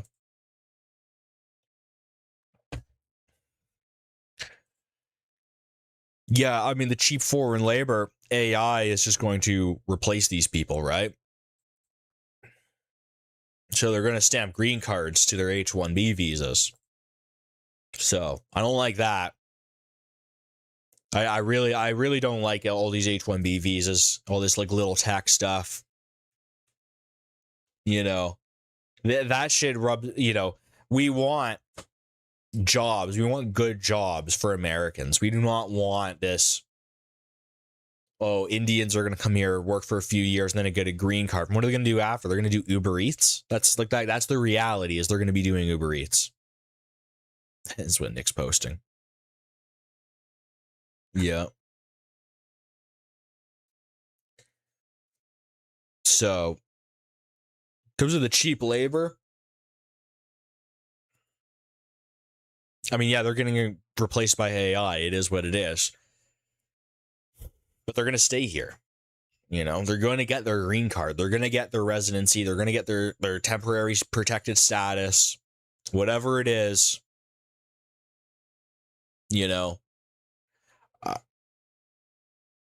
I think that shit is, it's just nothing but a backdoor. Nothing but a backdoor. Brother, every Uber Eats and DoorDasher is Indian in my city. I know, right? Yeah, and they sell accounts among each other so that, like, you can't, if you're, like, white, you can't even get an account. you're an other race, you can't even get an account. It's absolutely ridiculous, dude. Like, every time I order food, okay, not every time, okay, but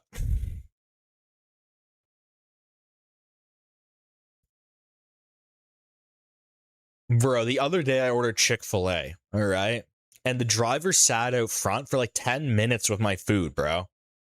Like, you know, I'm usually like, I order food and I'm just sitting here chilling, right? Like, and I'm like, dude, I realize I look at my phone, the guy's been sitting there for minutes, so I go like look outside, and he's like sitting in his front of his car, like on his phone, and then he's like digging around in the back seat looking for my food for like another 5 minutes. I'm like, what the hell is going on with this dude? So you get a fucking, I don't know, you get a shit review from me. If you're do anything wrong with my Uber Eats order and you're Indian, you get a bad review. I'm sorry, but that's just how it goes. If you're white and you deliver my food, you get an automatic good review. Like, I don't care. After I like accidentally just like, stuck on that, goes like smoking weed. Iron Descent gets banned for pointing out timeline points, basically. Timeline points? What do you mean by that?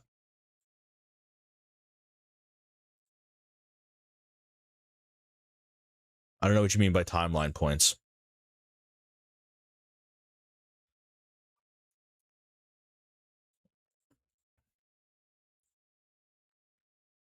Timeline points? Like, I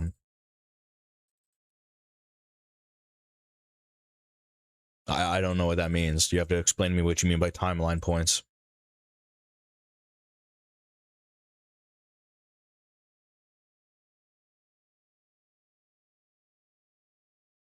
I guess we have the Clav interview here. We could definitely react to that. Pointing out the documented agenda of Israel. Pointing out the documented agenda of Israel. Plenty of people do that. I don't know if that's why he got banned. I don't know, man. I think it's AI. I think he unjustly got banned, of course, like because the YouTube AI is like completely out of hand. I'm gonna change the let me change the name of the stream real quick. Just change this name of the stream real quick.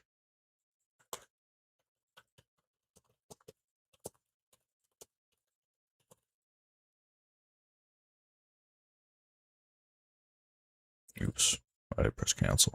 Yeah, I'll say in a second why. I don't know. I've been talking to Iron Descent, but I talked to him like once.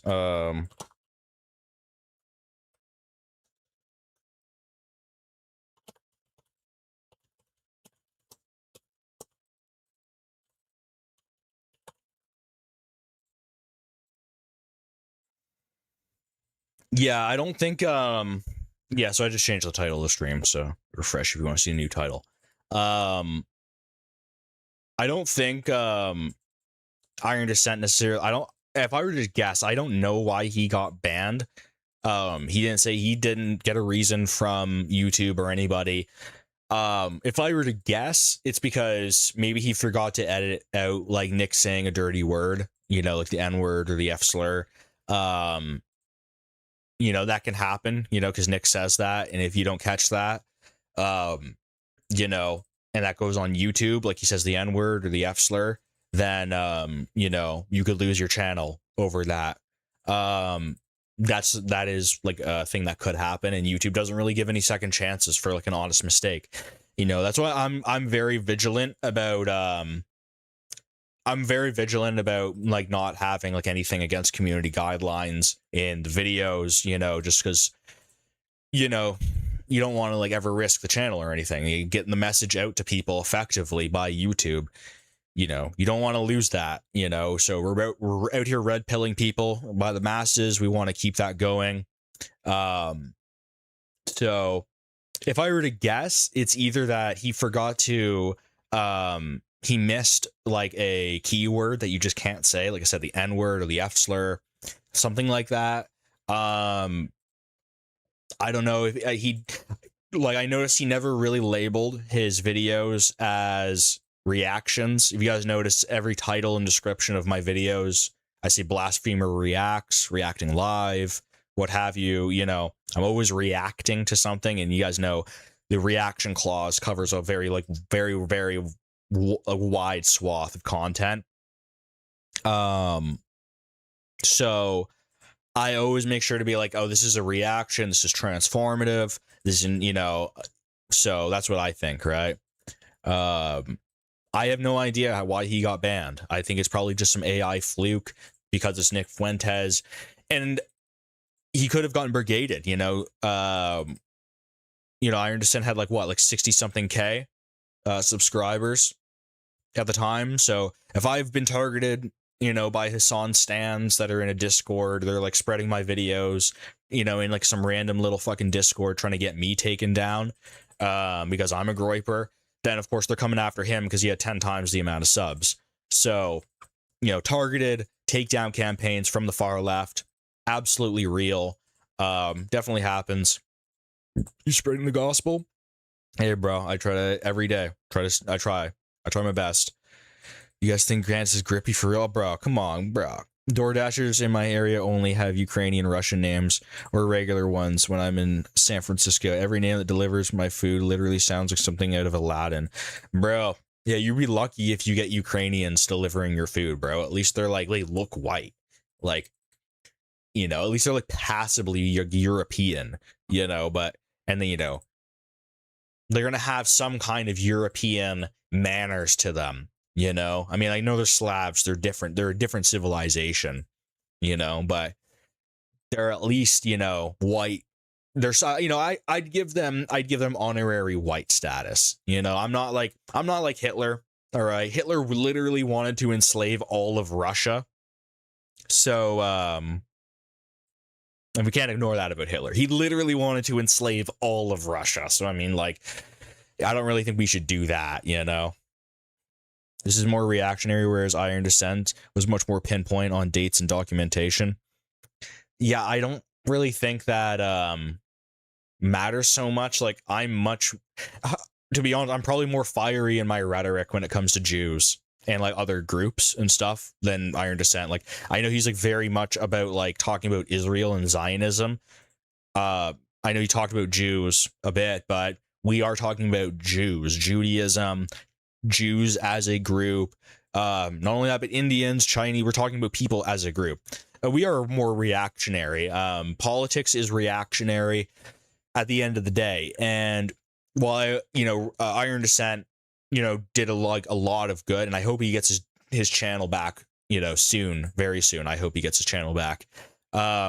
We are like different in our commentary. I am definitely much more concerned with being white identitarian. My identity, like as a white person, matters a lot. You know, focusing on like Zionism and Israel and stuff, like I get that part, and like putting it like dates and documentation. I don't really think that's going to get you banned necessarily. If anything, the kind of stuff I'm talking about, like white identity, being critical of Jews and Judaism, being critical of other races. Keep in mind, dude, like the CEO of YouTube is Indian, so they allow like Indians to do mass like takedowns of your videos. I've seen Discord groups full of losers plotting on downfall of certain people. Absolutely. So like, it's no coincidence. Like the times I've had videos taken down have always been like the day after I had like a thumbnail or a title with Hassan Piker. And he, of course, has the most rabid, retarded following. So, you know, you can't even play with some of these groups because they're extremely rabid. They talk about like their little clique leader, and they want to come in. They want you dead, essentially. But the second best thing that they can possibly do is to have you just silenced, taken down. So, whatever happened with Iron Descent's page, I have no clue. I'm assuming that it's probably like the AI just like flagged it for Nick Fuentes hate speech. Maybe he didn't censor a word.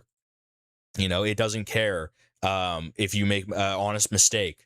You know, it doesn't care that, you know, like I said, I label every single video as a reaction to make sure that the AI that is like scanning all of YouTube all the time, the AI knows that this is a reaction video.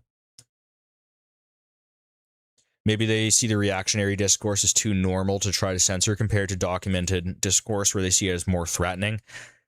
No, because I think your average person, this is what I think, your average person actually doesn't process dates and documentation that well. If we're coming from the idea that the elites, the higher ups, the top down people that are doing the censoring and that kind of stuff, and that they are aware of your rhetoric, right? Well, they understand the psychology of your average person. Your average viewer is looking at this stuff and they go, well, you gave me a bunch of dates and a bunch of numbers, but that doesn't really compute that well. Does it really like put together for me? No, I think really what they're scared of is when you talk about white people, when you talk about being European, when you talk about being a nationalist. All right, because these are the messages that actually resonate. Talking about specific things that Israel did, or the IDF did, or the Mossad did, or Shin Bet, or the founders of Israel, or different Jews did. Don't get me wrong, like that is absolutely key to understanding the history, right? And like I think what I understand his method, right, is actually really good because he's bringing actual information, you know, and he's actually backing it up. And I know some people are commenting, they're like, oh, he would just go on forever about history and stuff and interrupt Nick. No, I think he was actually bringing like legit historical information. And, you know, when it comes to reaction, you can always skip ahead, you know, it's not live. You can always skip ahead. So dates don't hit as hard as you're being replaced. Absolutely, dude. Think about it like this. If I'm in my experiences, right? Like I go out and I talk about this shit, you know, in person, in real life with people at bars or whatever. I'm talking to people, right? And you talk about, you know, oh, well, the USS Liberty and they blew up, you know, a hotel, you know, in like British ran, you know, Palestine. And you talk about all the fake people don't know any of this stuff. People don't, and they don't relate to it either. When you're going on and on about the Zionists and the Israelis and what they did over in the Middle East and how they, you know, they stole the nuclear material from the United States or whatever, it really just doesn't compute for like most people. Most people, though, when you go, hey, didn't you notice how shitty your country is now? Most people go, yeah, I did notice that, and it sucks. And I didn't want to say it, right? Because everyone's going to call me racist. So I'm glad, you know, and that's my reaction. You know, I go out and I meet the people, right? And like the bars and the taverns and stuff like that. You know, for me at least, as, you know, an Anglo, you know, that the tavern and the pub and stuff, that is actually like, that's part of our culture. So, and I notice, you know, I go out and I talk my shit among like groups of young white men like me, and people are in agreement. You know, the waitress who's white is agreeing with me. Right? People are loving it, right? And I see Indians get up and they leave, right? I see migrants, brown guys get up and they give me a shitty look and they leave. That means it's working. When I get out and you talk about USS Liberty, dude, and I give some like dates and exact times of like, you know, the 6-day war and like this kind of stuff, people are going to turn their brains off, dude. Like they literally do not care. Like people do have Palestine fatigue. People have big Israel fatigue going on right now. You saw it with the Columbia students. Hell, dude, I have friends from the Middle East who they hate Israel more than anybody because they can literally get bombed by Israel. Like, actually. And, like, they looked at, like, the Columbia students and we were like, dude, what are you doing? Like, you third worldist scum? Like, know exactly who you people are, you know? No, I mean, when your people are being ethnically cleansed, all right, out of the place that your ancestors built, all right, and they're replacing you with the worst. Let's be real. The worst of the worst. Look at Toronto, okay? The Somalians in Toronto are the worst behaved. They're like some of the worst behaved people, all right? They are just known for being absolute criminals. They are known for being scum and scammers, gangsters, robbers, killers. I mean, look at top 5. Look at top 5. Top 5 is a Somali gangster, and he's like the biggest guy. in Toronto. Look at all these rappers, Pressa, they're all Somalian. You look at it and you're like, am I supposed to not like catch on to this? These gang wars, these Crip and Blood gang wars where they're all Somalians? All these tow truck extortions going, all these Indian gangs that are shooting up each other's house, doing extortion plots. No, the reality is that, you know, talking about the dates and times of, you know, Israel did it, the Jews did this and this, the Zionists did this on this date, they did this thing. It's like, I get it, and it matters. It does matter, like, quite a bit. But there becomes a portion where it goes, that this isn't really what people are listening to. You have to understand what people are like perking their ears to. I see the new country like a GTA server. Yeah, I mean, dude, they're brown slop culture. I call it brown slop culture because that's what it is. They're not even, you know, yes, some of them are bringing their curry or like whatever. Like, we don't need any more of that shit. Some of them are bringing their like Latin culture. I don't mind like Latino music or whatever, salsa dancing. Latinos are fine with me. I like Latinos. You know what I mean? But I'm not like one of these cringe dudes that like loves Latinos, right? That shit's fucking gay. Not gay, but it's cucked. You're a white man. You should be into blondes, Aryan blondes and brunettes, all right? All right? Like Iberian, you know, Mediterranean girls with black hair, all right? That's what, if you're a white man, let's be real. It's like fetishizing other races kind of shit.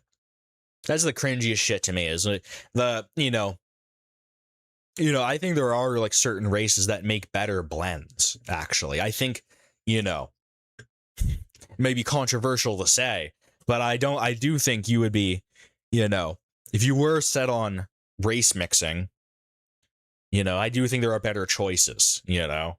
If you're like a white woman, you're gonna get with like with an Indian. Give me a break, dude. If you're a white man, you're gonna get with like if you're a white man, like, and you're gonna get with like an Indian woman, that's just like so down bad, dude. Like, ugh. Anyways, we're gonna get into Clav New York Times interview. All right. Clavicular, New York Times. Let's get straight into it. People want to know, do you prefer clav, clavicular? Okay, clav. Is your life story. Like, you sort of have popped up on a lot of people's socials in the past year, but really in the past, like, 2 months. Yeah.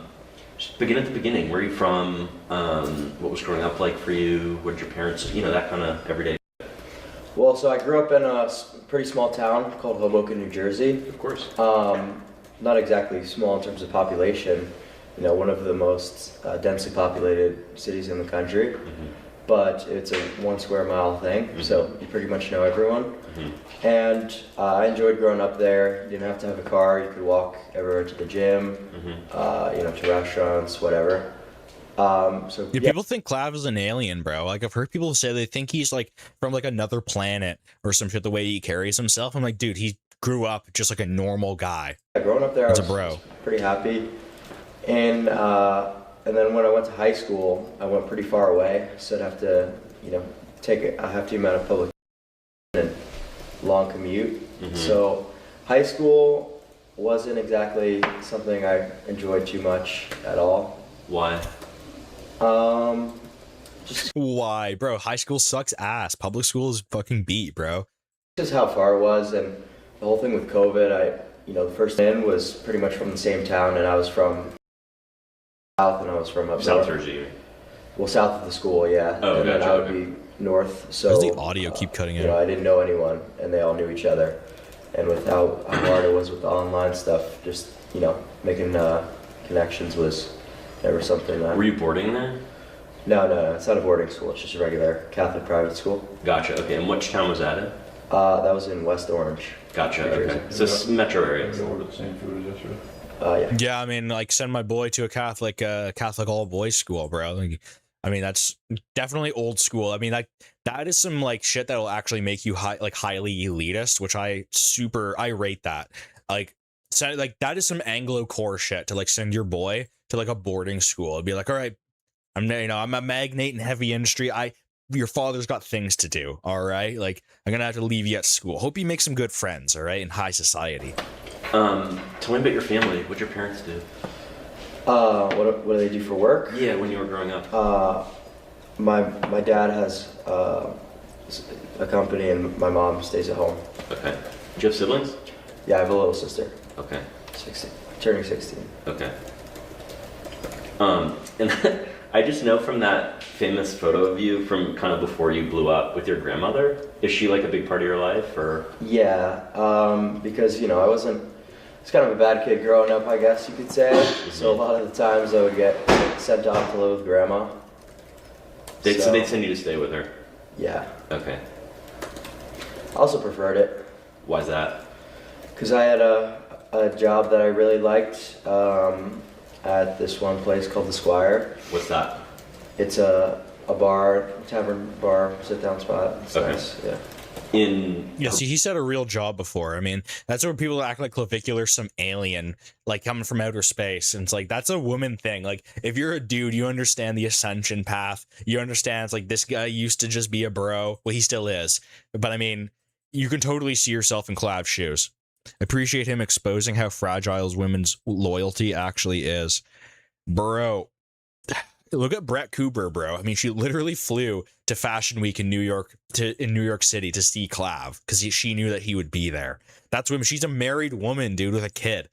Like, and we're of course we're memeing on Brett. I like Brett Cooper, but she has a husband and stuff. I get that. I'm not going to be disrespectful or whatever, but let's be real, fellas. You're going to let your girl fly out to New York City for Fashion Week and be around all of these good-looking dudes, all these celebrity dudes, like the way she's looking at all these guys, dude. Like, I could never stomach that, dude. I could never stomach that. Ever. I would never find myself in a situation like that. Ever. Spokane? Chatham. In Chatham, okay. Chatham. Oh, okay, so that's, your grandmother lives in Mass? Yes. Okay, so they'd send you, what, for the summer to go up there or whatever? Well, I'd go up there for the summer regardless, but I just mean like after the whole college incident, or if I was like, not behaved during like a break or something like that. Okay, so like when you say you weren't behaving, I've watched a lot of your kind of like old videos, and you talk about like your parents taking away your test or like taking away your hammer. Is that what you're talking about, or kind of other stuff? Like your mom taking away your bone smashing hammer? Bro, my mom took away my bone smashing hammer, dude. I need to find something better. That's so based. Shit, dude. I mean, should I bone smash? Should I? Yeah, I was trying. I've been eating less just to get more lean. Just been skipping some meals. Because lean is the law. But I mean, some bone smashing, it could go a long way. I'm just saying. It's essentially most women, though, but her husband allowed it. Bro, I mean, that's the thing. Your husband allows it, dude. So that's the thing. Like, these guys, they'll let their wives go out for, like, the girls' night out. Like, out to the club or some shit. Like, that's insanity, dude. That is complete insanity. I mean, you're about to start bone smashing, start with fists? Yeah, I don't know. With fists? Yeah, you gotta have like some brace, right? 50 says you gotta have like a brace and you gotta like just punch your face, right? I feel like it'd just be better, like have more leverage if you had like, it's gotta be like ball shaped, right? Something that's like metal and ball shaped, right? You can just brace your head and just, But it'd be like useful if you could like hold it, because I feel like punching yourself, you have like this impulse to like not punch yourself, Tell me a little bit about what you were like in high school. That's pretty much what I was talking about. Yeah, because the thing is, when you take away, what's basically like medication, like is called testosterone replacement therapy. Yeah. If you take that away from someone, especially while they're developing, and you make them go hypogonadal, everything emotionally is out of whack. So that can cause like, me to have freakouts, like my estrogen's out of whack, because they take away stuff that I need to maintain my hormonal stability. And he's truly like a lab experiment for us all, dude. Like, you got to shout out all of these looks maxers, dude. Like, they've actually done the leg work so that you can see, okay, well, this guy became an abomination. This guy actually ascended to full Chad or Chad light status. I can't bone smash. I need my few remaining brain cells. That's why you got to brace your head, right? So like any sort of like concussion or like shit, you know, like that is like come from like not having like any bracing for your head. So you got to have to like, I don't know. I think Clavis said you got to like lay.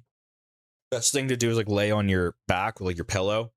You like, brace your head like really, really well, and then like start bone smashing. So yeah, I mean, you got to do it properly. That's the thing. Like, you know, we advocate for looks maxing, but we advocate for you to do it properly. Human experimentation for real. Yeah, no, they're paving the way, bro. Just follow the plan. They're already showing you what to do and what not. I'm starting to think testosterone boosts are essential for us, considering what's forced in our food and water. It's not what's forced in the food and water that's making you like that, dude. It's just that like normal baseline condition. Even if you had like really clean food or whatever, you just wouldn't get to that like superhuman level. Like look at like the ASU frat leader, Andrew Janik. That guy is insanely ripped, right? People be like, oh, you go infertile. And it's like, well, why are these guys getting girls pregnant? Then like riddle me that. Yeah, of course, like I'm gonna freak out and like get into arguments with my parents. Yes, okay. Just my brain chemistry. As we do. And so you were 14 when you started taking TRT? Yeah. Okay. So it sounds bad, but I turned 15 a month later. Okay. So it's, yeah. I mean, I was basically. It sounds bad, but I turned 15 a month later. Like for a TRT at like 14, 15. That's crazy, bro. 15. TRT is definitely like, I'm 41. It's definitely something that's in the culture a lot right now, but it's definitely not something we think about like 14 and 15-year-old kids taking. Yeah. Like, can you? This guy sounds like he needs some TRT. And TRT is like something that like older people like think about taking in. Like, bro, like this guy needs some TRT. His skin looks very pale just from here. Just sort of take me into the mindset. Like, I've watched your interviews about it a little bit. I'm just curious, like, what you were thinking, like, I guess you're a freshman in high school, something like that? Yes. Yeah, so you're like in this school situation you don't really like for the first time. Like, take me through your mindset when you're like, okay, I want to take TRT. Well, so I just started kind of working out. I had like a little home gym thing in my basement. And, you know, I was kind of thinking to myself, well, if this tool exists, and I had, you know, seen videos about it on YouTube and come across different like forum posts. It's like sort of like a cheat code is how I thought about it. Yeah, like when did you guys first hear about looks maxing? Because it's like, for me, it was like way before Clav. I was probably like, another thing about it is probably about like a little over a year ago or so. I don't know. Have you guys ever heard of aesthetics waiting? Aesthetics waiting TV. He's like a British looks maxer. And he does, he's like social commentary stuff, but he's, you know, he's actually like pretty fire. He's got on point commentary. I think he's a groiper. That's what I think. But that's where I first heard about looks maxing, was this British guy who is ascending. And I thought it was hilarious because he's like, you know, it's like a cheat code. Just go to Thailand, get a bunch of surgeries. And he's into Asian women. So he's just like, you know, slinging it over there, getting all these Asian chicks. You know, that's preference, right? Everyone's seen it as a joke a few years back, kind of like trans stuff before people started repping it seriously. Yeah, for sure, man. I mean, it's an ideology. I mean, you know, when we talk about, you know, what it even means to be a groiper, it's like, yeah, ascending and looks maxing is actually it has become an integral part. You can't be a groiper and be fat. You can't be a groiper and be ugly. You get no motion. There's no bitches, no money to be had with that. You see what happened with Clav's charges. And yeah, it is kind of like the trans stuff. We are pushing our own ideology. We are talking about, you know, steroids and hormones and stuff like that. And, you know, be mad about it. You know, be mad about it because we're ascending to like a pure like Aryan performance specimen instead of your stupid like kind of thing where it's basically what I think with the transgender shit. It's like on some like occult alchemy where they're trying to mix a man and a woman together into like the same quote unquote perfect being. So they're, you know, they're basically non-dualists. that's a whole nother like rabbit hole. They want a rebus, essentially, the trans stuff. We want the Aryan superhuman. We want everyone to be like an absolute specimen, everyone to be a total Chad, and every woman to be a Stacy. Like that's actually what we want to achieve. And I think for average person, they look at Clav, they look at androgenic, they just look at anyone who does average looks maxing, just take care of themselves, you know, try to stay fit, dress well, you know, carry yourself in like a light, charismatic manner, be calm, you know, don't spike your cortisol because it's bad for you. That is obviously much more of a palatable message. If anything, ascension, like that is, it's like the opposite of what they want. They're the liberals and stuff, they're descending into chaos.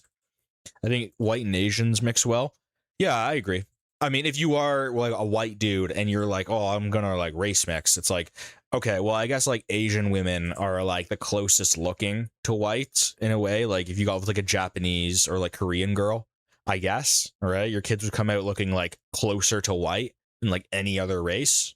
That's just what I would assume, right? Why would I not do this? Yes. That's kind of how I was thinking about it. Yes. Like this just seems so logical. Yep. That if I could accelerate my progress in the gym with a simple pharmaceutical intervention, then of course I'm going to do it. So you're at this point, you're just thinking about getting stronger in the gym. Oh yeah, I mean, well, that's the thing. If you're strategically mixing for like IQ, then yeah, that's kind of OP, right? Like you take the white man's IQ and then you like mix with like an Asian woman.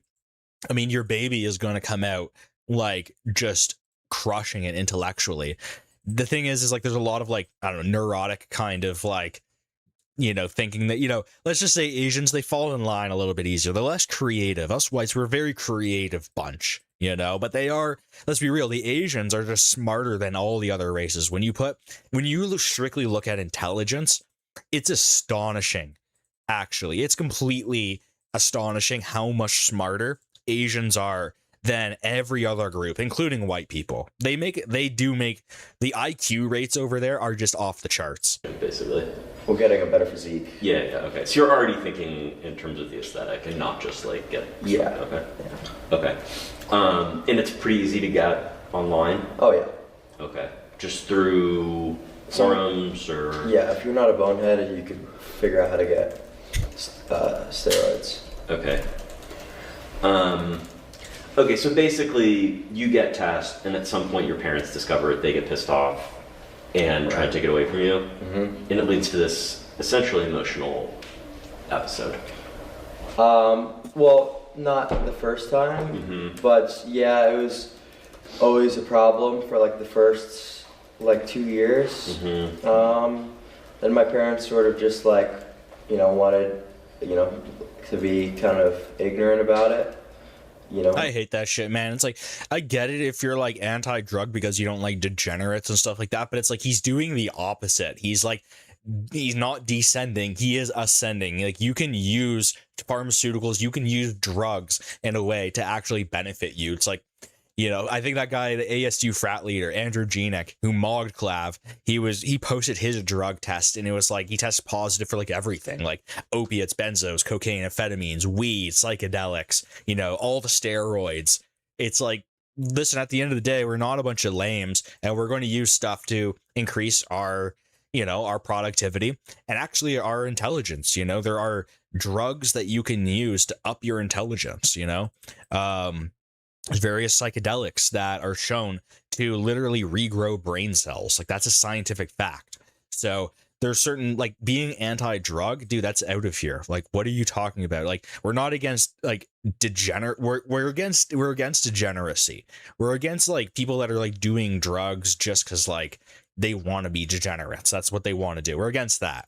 Meaning they thought you might be doing it, but didn't intervene? They just didn't want to have to deal with it anymore. Okay. You know, so it kind of just stopped because they realized after a certain point of me like reordering it and getting PO boxes that there was kind of nothing that they could do to stop my ascension. Yeah, people don't know that you can just order drugs online. Like, I think it's like absolutely funny that people don't know that.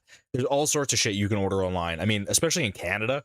Like, if you're Canadian, you know this, like, you can order, like, all sorts of crazy stuff. I know in America, it's a lot more restrictive. High in intelligence, low in innovation. Yeah, that's what I meant. Like, Asians are very, very smart. Very, very smart. High intelligence. Higher than any other race on the planet by a long shot. It's actually striking. But when it comes to creativity and innovation, they have some of the hardest times. And that's really like white people are our advantage, is that we are insanely smart, but we also have a lot of creativity. Typical frat guy results, I know. That's the one thing. I would never let anyone stop ascending. I know Androgenic is like a boss fight, dude. That guy is like the boss of looks maxing. Like, as soon as you like see that guy, just a massive health bar appears and he just comes charging at you. From ascending. Okay.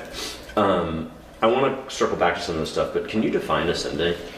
I think I understand, but how do you see it? Can you define ascending? Like, I think I understand it. See ascending as basically like becoming a better looking version of yourself. And that could be through your face, through your physique, through getting taller, just maximizing any aesthetic metric would be ascending.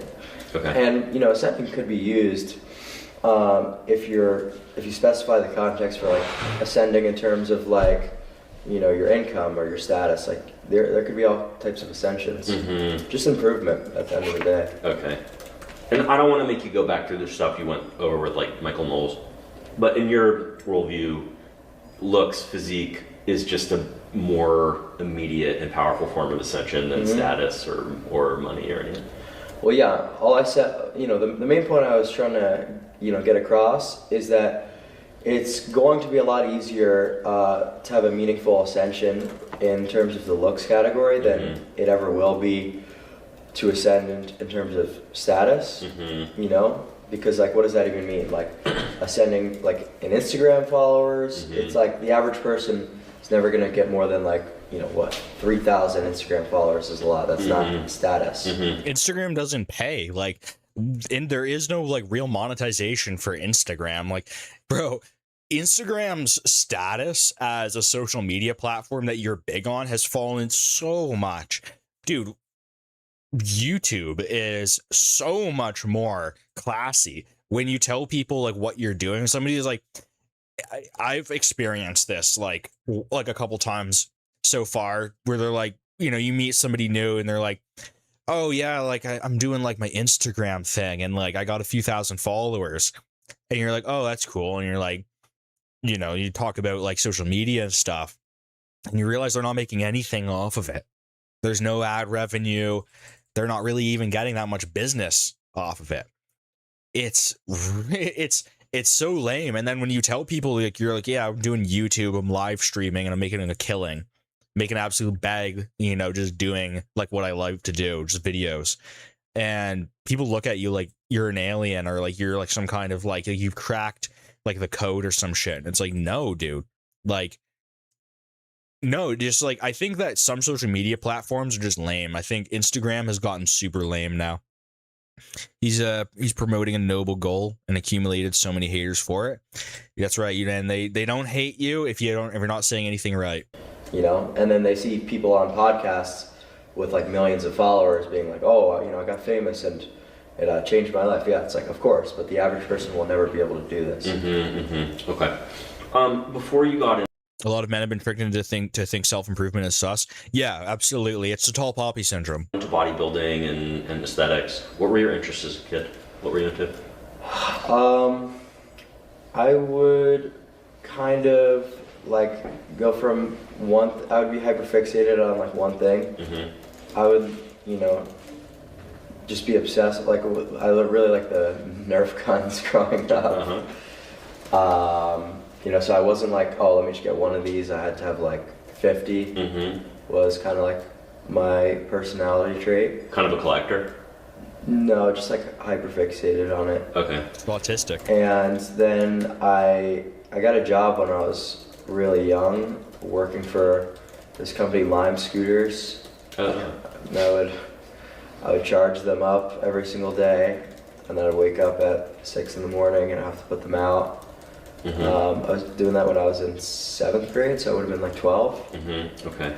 So that was my first job, and I was just doing that a lot. Okay. Yeah, and if you're a man that's actively self-improving, you're just a threat to all these beta males. Like, you're gonna get all the girls. Like, if you guys are participating in the looks maxing thing, if you're currently ascending through your money or your looks or whatever your status, you immediately understand exactly what Clav is talking about, because you see it in your day-to-day life. You see how people treat other people based on their looks, based on their money and their status. You see how people treat you, and you gauge that as you get better looking, and you go, wow, people are treating me better. And so they just see that as an inherent threat.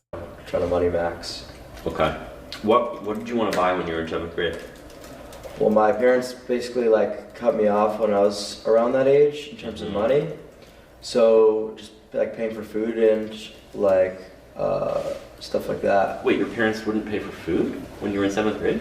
Well, there would be food in the house, but if I wanted to get food while I was at school or something like that. Gotcha. Okay. Pocket money. Yeah. So there'd be stuff to eat most of the time if I wanted it, but if I wanted to go to McDonald's or Right, gotcha. Clav, when did you first become aware of wanting to look different than you did? Well, I would say around the time I got into the gym. Mm-hmm. I just didn't really have improving my face in mind necessarily. Mm-hmm. What did you get into wanting to look different than how you did? It's bro, doesn't everyone want to improve their looks? Isn't that a universal trait? You don't want to improve your looks? I mean, fuck, dude, that's sad. And one thing I've been thinking about is people have been trying to improve their looks for a really long time. Mm-hmm. It's sort of more expected of women, but the modern dating market, essentially everyone is always trying in some way to improve some aspect of themselves, in particular their looks. What is it about your vision of improving your looks that's different from what's come before? I mean, you're very overt about it, and it's a whole shtick, it's a whole thing, but how's it different than just okay, I'm trying to get in shape, I'm trying to take me through it. Well, yeah, and that's the thing, is that what this guy is coming off at is exactly that, dude, is that women are advertised on synthetic improvement all day, every day. Exactly that. The women are allowed to improve themselves by artificial means. Men, we have to rely on, eat the right thing, work out like a beast, and just stay in line. And it's well, actually, dude, if I work out all day, every day, I actually won't have any time to do anything else. Figure that. And it turns out money and status are actually more important than just being big. So it's well, why don't I just take the shortcut to be lean or be big, get how I want to be as soon as possible, and then I'm going to reap the benefits as early as possible? Doesn't that make much more sense than just being well, I'm going to do it natty? It's natty's going to take forever, dude.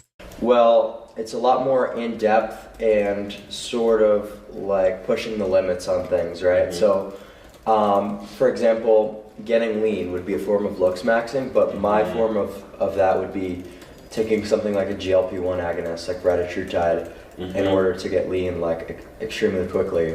Or and the thing is that's just an appetite suppressant. It just makes you not want to eat. It's has very little side effects. For instance, I don't have any Ozempic, right? I probably don't need any. I'm not really in that weight category, but whenever I'm oh damn, I should lose some weight, I just skip a couple meals, bro, and just eat less overall. It's really not that hard. So you don't need pharmaceuticals to achieve what he's talking about, but it just definitely helps, bro. Women are the first to call you a sus man for doing it. Yeah, but they're also the first to fuck you. The first thing you learn as a young boy is that, as a young man, I should say, is that anytime a woman is acting sort of sort of cheese towards you, she's talking shit about you or something like that, it means she wants you, dude. If a woman is talking shit about a man, that means she wants to fuck him. That's all that ever means. Or else, the only reason she is doing that is to get his attention. I mean, just look at Brett Cooper, right? Now, she's married. I'm trying to be respectful, but let's be absolutely honest, right? She was dissing Clav, all right? She was dissing Clav that literally a day before she met him. She was making fun of him, and she called him gay. And then she's showing up, and she's got wide-eyed, clearly infatuated with him, right? It's no, a woman will talk shit about you if she really, really wants to fuck you. DMP, like the mitochondrial uncoupler that's literally used to make dynamite, to lean max, like stuff like that. So just, you know, taking things a step further to get to the result quicker is sort of what I do. So in some ways what you're saying is, if you start with a goal in mind, you're just doing the most rational thing to get there as fast as possible. Yeah, it's like you can walk and get to a destination, but why wouldn't you drive? You know, like that's kind of how I think about it. I also wonder, like, you talk about what's Retatrutide? Retatrutide. I know it's in clinical trials right now. Yes. Like, this is something that some huge percentage of Americans are going to be on anyway. And I kind of wonder. They already are. They already... About, like, 15% of Americans are on a GLP-1. Yeah. With Reta, which is, I think, more effective than Ozempic and Wegovy and the ones that are already on the market. Yeah. Like, maybe in some ways you're just ahead of the curve. Like, people are going to be on these drugs anyway. Well, yeah, it's not FDA approved, the Reta, so it's technically a research chemical right now. But yeah, it's a triple agonist, whereas Ozempic is a single agonist. People get so triggered when you say research chemical, dude. You know, it's like research because you guys had no idea. You didn't do your research and you just heard the word research chemical and got outraged without having any idea what the hell it is.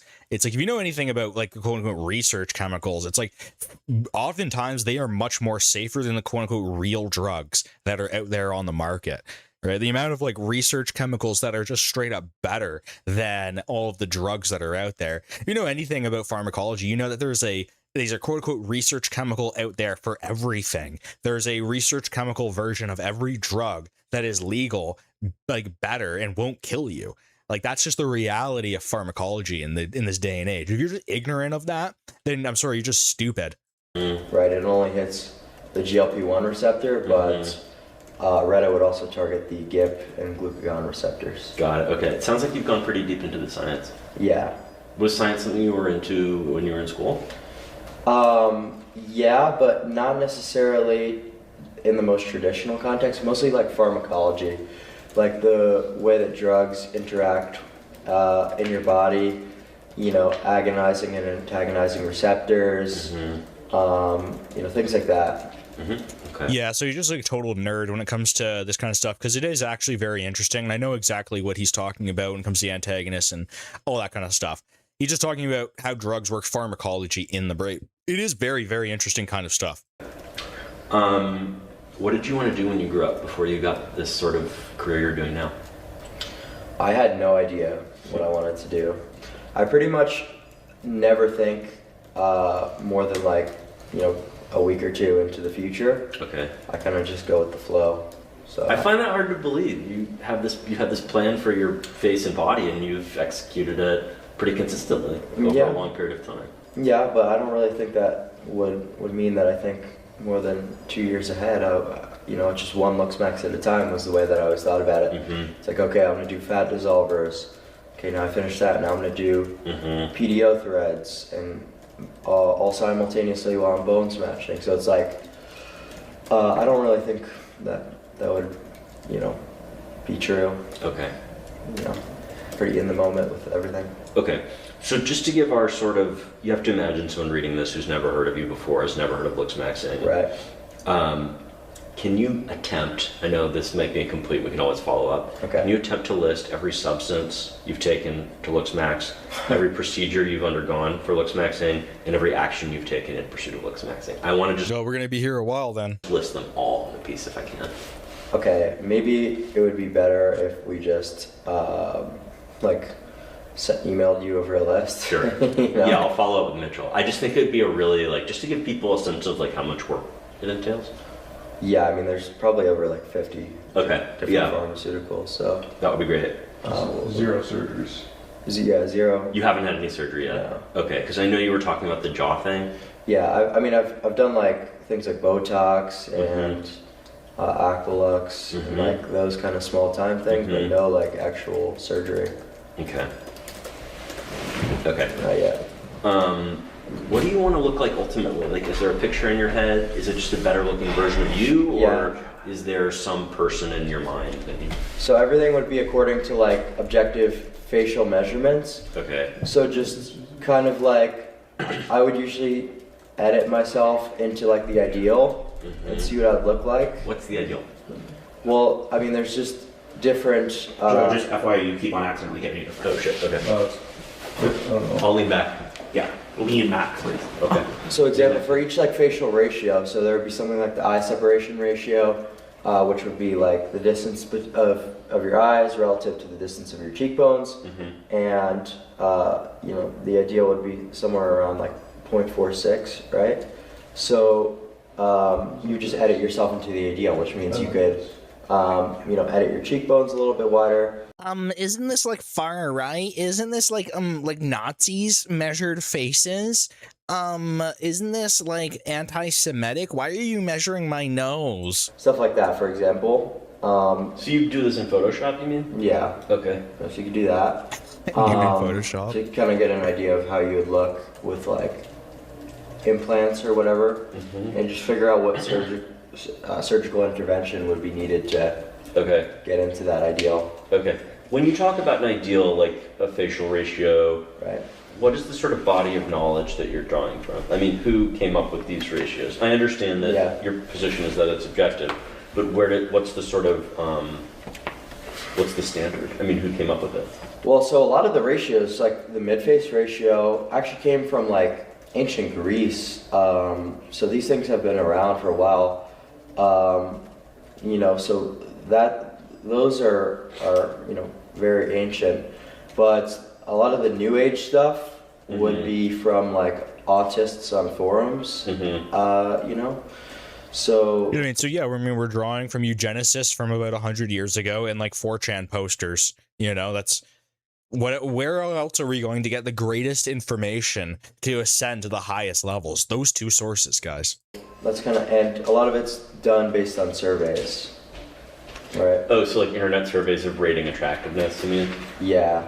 Okay, that's interesting. To conclude what's ideal. There was something, this is way before your time, but when I was in high school, there was a website called hotornot.com. Have you ever heard of this? No. Very short history lesson. Imagine a world with no smartphones.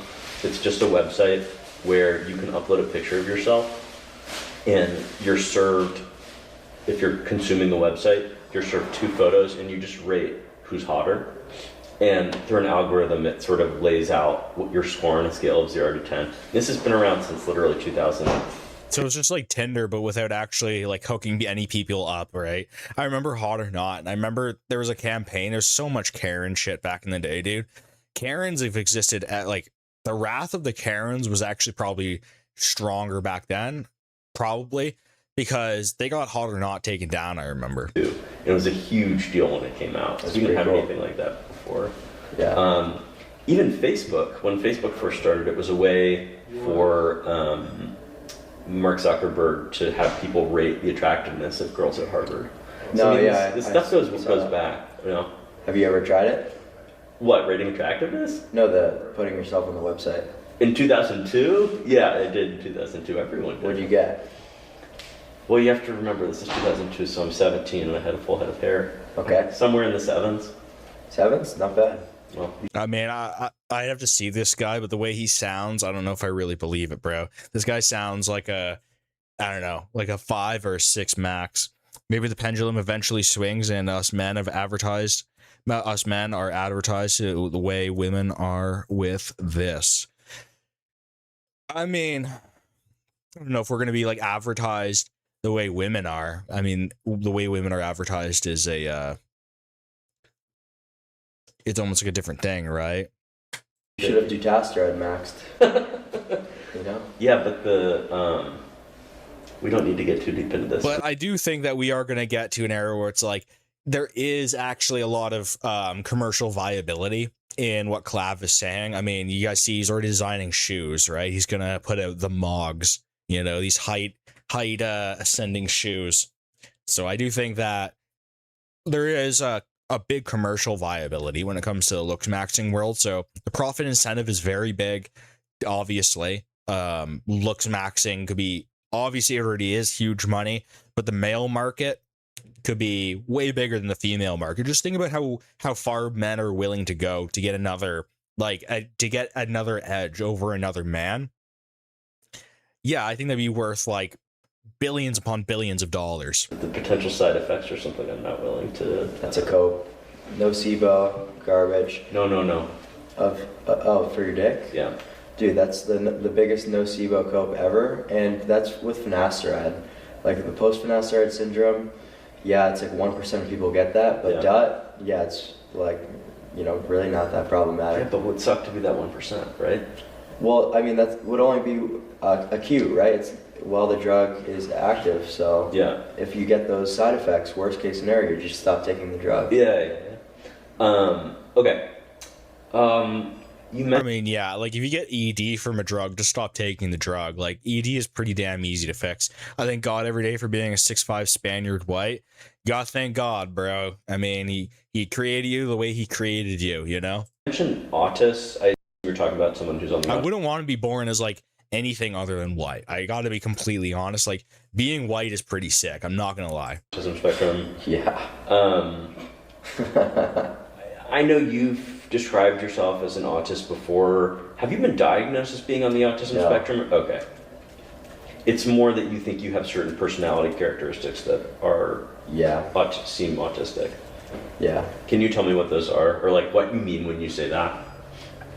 I would just say the way that I view the world in like a more objective manner, rather than like, you know, thinking necessarily about like people's feelings and things of that nature. Like I think they're very blunt. You know, in terms of like social cues and things like that, sometimes and you know, like small talk, you know, it's not exactly the easiest thing for me. Getting better, but yeah, I mean, dealing with people in general can just be so soul crushing, dude. Like having to go out into like the real world and like actually talk to people, it actually like makes me like insanely nihilistic to actually have to deal with the general population, like especially normies, dude. People that are just asleep in the brain, they don't think like at all, and you can tell. You guys know exactly what I mean. They have no inner monologue whatsoever, just complete NPC normies. They like those people erode me, and so I feel like avoiding them is actually like a massive bonus for me to not be in the presence of just like bottom feeders, you know, low IQ scum of the earth.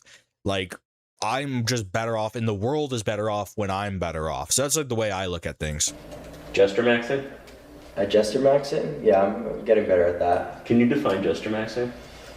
Basically just being like a clown for people's amusement. Right? The king has his jester. Yes. So yeah, like a lot of dudes will jester max to try to get girls, and it's just like make themselves look like a fool. Yeah. And it's just like, it's so to watch that. Yeah, okay. You know? Like, but the thing is, I'll jester max sometimes because I'm like a live streamer and like I know what I'm doing. Yes. Because it's funny, it's silly, but like, if you're jester maxing like and you're just a normal guy, it's like, what the fuck are you doing? Right, because to live... What do you mean, bro? I love you're in the Jordan versus LeBron debates. So true, dude. No, I mean, the sports, bro. I mean, I can't even say the N-word ball. N-word ball, goy ball.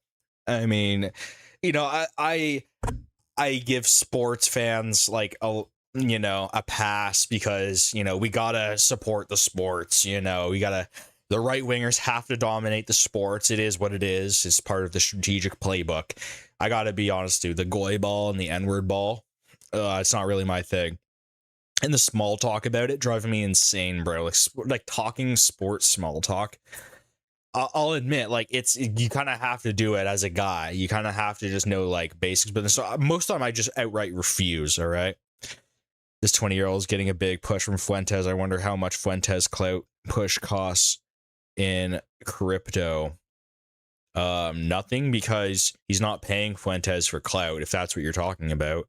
Like, Nick is not paying people for clout. Clav is not paying people for clout. No, dude, it's like, it's an ideological alignment. It's like I was saying earlier, like being a groiper now is being like a looks maxer. They're almost one and the same thing. No fatties allowed. All right. If you're ugly, get the fuck out. You have no say. That's the reality that we're in now. Like, sorry, but like there's gatekeeping going on. You know, we have gatekeepers, you know, we were talking about the normies, you know, they talk about the goy ball and stuff like that, you know. So no, I mean, what Clav is hitting on is actually like, it's almost like the real world equivalent of what Nick is talking about. Nick is talking about politics, and politics is, you know, we all agreed politics is jester. But we need to do politics, all right? Politics really like decides everything. All right. So Clav is inhabiting the real life space where these things actually get played out, and you're seeing it. Are you Canuck or just mad Midwest? I am in fact Canadian from Toronto. You have to entertain people. Yeah, it's like I wore like a golden like shiny blazer and like a top hat, a cane, and I was like dancing like an idiot, making a fool of myself. It's like, I know I'm jester maxing, but okay, it's a stream. Jester maxing is fun, dude. I think one of the reasons people are find you very fascinating is because of this entire alternate vocabulary. Yeah. The mogging, the jester maxing, all of it. I mean, is this just from forums? Like, is this essentially just forum speak in real life? And what do you think about it? Why do you think so many people find it funny and interesting? I think they find it funny and interesting because it's genuinely the way that I talk, and it's not me forcing anything at all. Like the other day, I was reading my chat. I said, let's start second floor maxing while we're at the mall, and people were just like, "You're such an idiot, dude. Just say go upstairs." And I'm just thinking like, it didn't even cross my mind when I said that. Just the way that I talk, because in high school I'd spent hours routing on forums on Looksmax. So yeah, that's basically what I'm accommodated towards. And it's like when I go on podcasts and things, and like for example I use like the word subhuman. That's like an extremely like almost like vulgar term to use, but I don't really think about it because it just, I'm so desensitized to it, you know, just because of like the way that I grew up. And a lot of like jokes too, like some of the shit on Looksmax that you would read would be like quite horrible. So it's just like, it really desensitized me to everything. So I think that's a good place to talk to you about. It's like, bro, yeah, like we say subhuman, we call people subhuman. It's like, yeah, you're not really gonna like this lingo. I think this Gen Xer or millennial, whatever, you know, this reporter's age group is, I think he's realizing that he's not going to be able to really use these terms in polite company. You're not going to be able to actually appropriate every looks maxing term and sound funny. It's like when you start talking about subhumans, right? You're talking about facial measurements. Liberals actually start to get really scared. Is there a net gain with him supporting Gavin Newsom, though? Net positive with him calling Vance fat? Absolutely. Vance is not our guy. Vance is the 2024 campaign. Vance was saying, oh, we're going to target criminal aliens. He was already paving the path for the walk down, the retreat out of Minneapolis, the retreat of ICE, the total capitulation for the left. Vance is Peter Thiel's guy. Peter Thiel is a homosexual who is tied in with the Israeli state. He is all part of transnational Judaism. Peter Thiel is all up in the Epstein files. JD Vance is nothing but a cutout. He is a creation of Peter Thiel, of that whole little tech world. So no, like Vance actually, and he's hostile. Vance is hostile to Fuentes. He is hostile to the Groypers. Vance is telling Groypers to go fuck yourself. Vance, straight up, Vance is saying, I don't want your vote. I don't want your vote. So at what point when you go, okay, well, this is supposed to be what the MAGA movement, and you have JD Vance, he's fat. Like literally he's fat. How is that your leader? He's going to play Halo and drink Code Red with us. It's absolute bullshit, dude. Like, no, and if anything, like, Gavin Newsom has a white family. JD Vance is a race mixer. He has an Indian wife, 3 kids plus another one on the way, right? His kids is literally named Vivek after his college roommate Vivek Ramaswamy, who Vivek Ramaswamy is behind the push to staple green cards to H-1B visas. So J.D. Vance, all right, is from Ohio. Vivek Ramaswamy is from Ohio. Palmer Luckey's Anduril Missile Factory is from Ohio. All right? Anduril, which is a subsidiary of Peter Thiel's. So J.D. Vance is not our guy. All right? And Rubio's not it either. Rubio's not it either. Rubio is Israel first to the core. He's from South Florida. South Florida is a haven. It's one of the absolute lockdowns. It is a fortress of Jews. All right. South Florida. Yeah, he comes from Cuban parents, but he is not our guy. All right. Marco Rubio is Israel first. All right. But Newsom has absolutely screwed my state worse than it already was. The reality is that it needs to get a whole lot worse before your average white man actually thinks about doing anything to fix this country. And this is like the pill that people are going to have to swallow, is that this Republican establishment, Trump, he doesn't mean anything for us. He does not going to do anything. J.D. Vance, he is a hollow shell.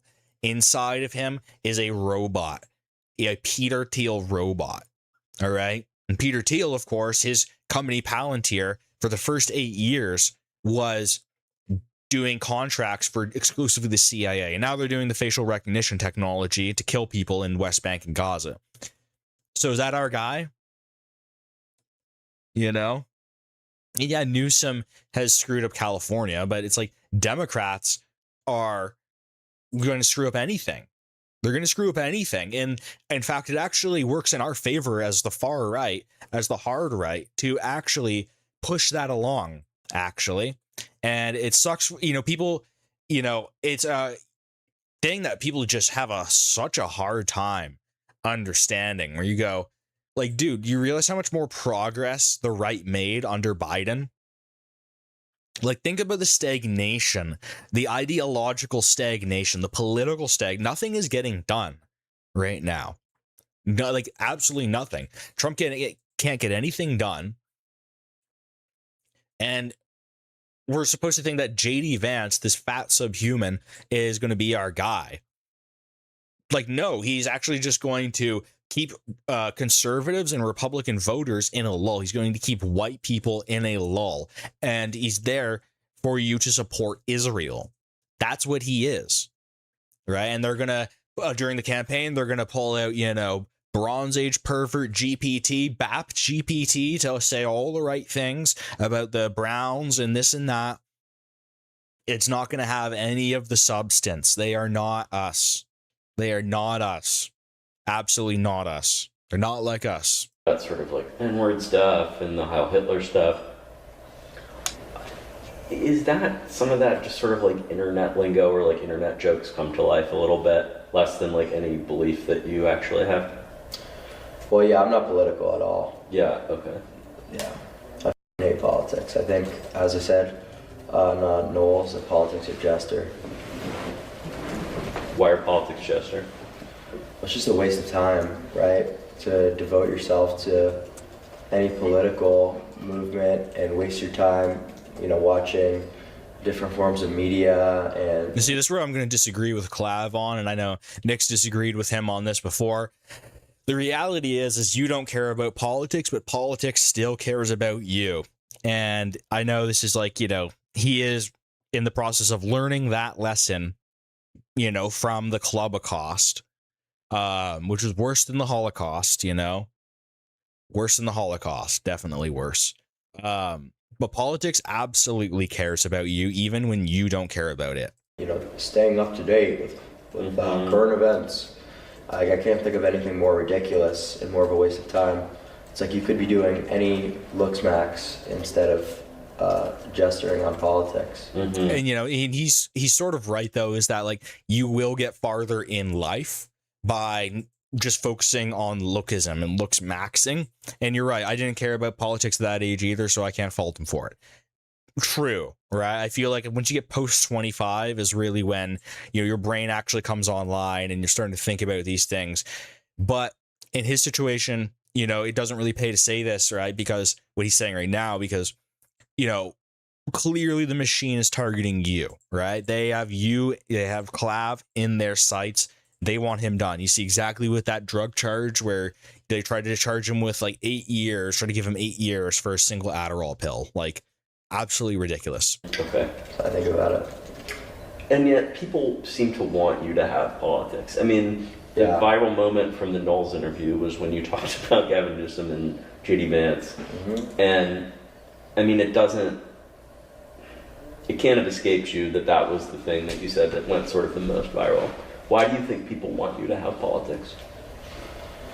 I would say just because, like, maybe people on the right want me to be like their guy or something like that, or just me, because most people are political, right? Mm-hmm. But I'm like this sort of completely new way of thinking that's so apolitical and so like self-oriented, like that. Mm-hmm. People don't really know how to categorize it, so they're just like trying their best to figure out like what is this guy talking about. But yeah, no, it's not political at all. Okay. It's because he's like an Aryan superhuman. That's why they're calling you right wing. They associate you being jacked and awesome and handsome with being like a Nazi. That's why they're trying to frame you like this. And it's like us on the far right, we're just like, yeah, we are awesome, handsome. We have money, we have the looks, we have the status. That's the new right. We are actually cooler than everyone else, actually.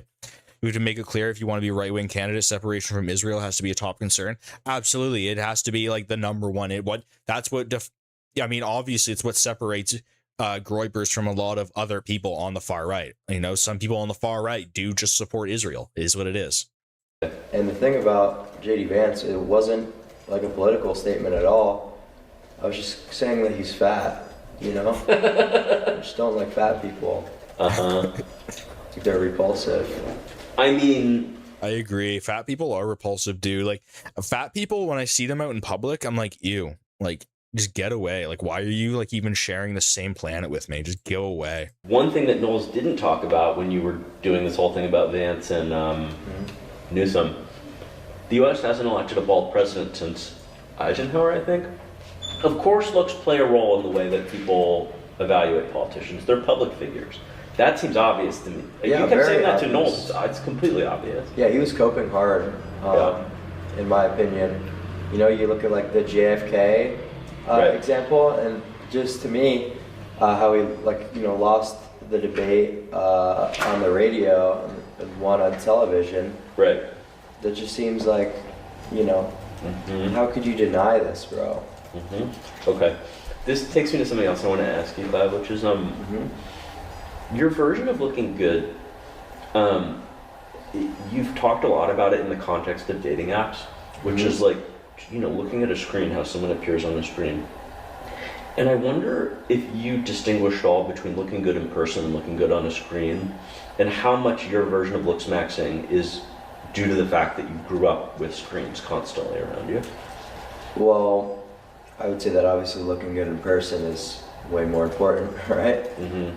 I mean, looking good on social media, everyone knows that that's pretty fake. Like, if you see somebody that's like gorgeous on like Instagram or whatever, you're like, yeah, it's a bunch of filters on there. I just assume that. So I don't understand the question necessarily. Like, well, like if you look good, you look good, and people will cope all the time about lens distortion and bad lighting or whatever. Mm-hmm. But at the end of the day, if you don't really look good in motion and regular just outdoor settings when a camera hits you or candid pictures, yeah, you don't look good, right? Okay. That's a bad photo of me. This, that, and the other. It's like, yeah, you're just chopped. You're just ugly. It's just ugly people that are mad, bro. I swear it's the uglies. Like, they are just mad at being called out. That's all that is. When you show up and you mog, you just simply exist and they are mad at you. That's the state of mogging. It's such an empty existence. Clav comes off like a complete dullard. Like, what do you mean, bro? He's living in the moment. He's loving his life. Like, he's winning at life. And he's actually a smart dude. He's not a dullard whatsoever. How much are you playing a character? Well, on stream, yeah, I would say that sometimes, yeah, obviously, like when I'm doing like a Jester Max, like when I was dressed up as like the pimp in that one stream,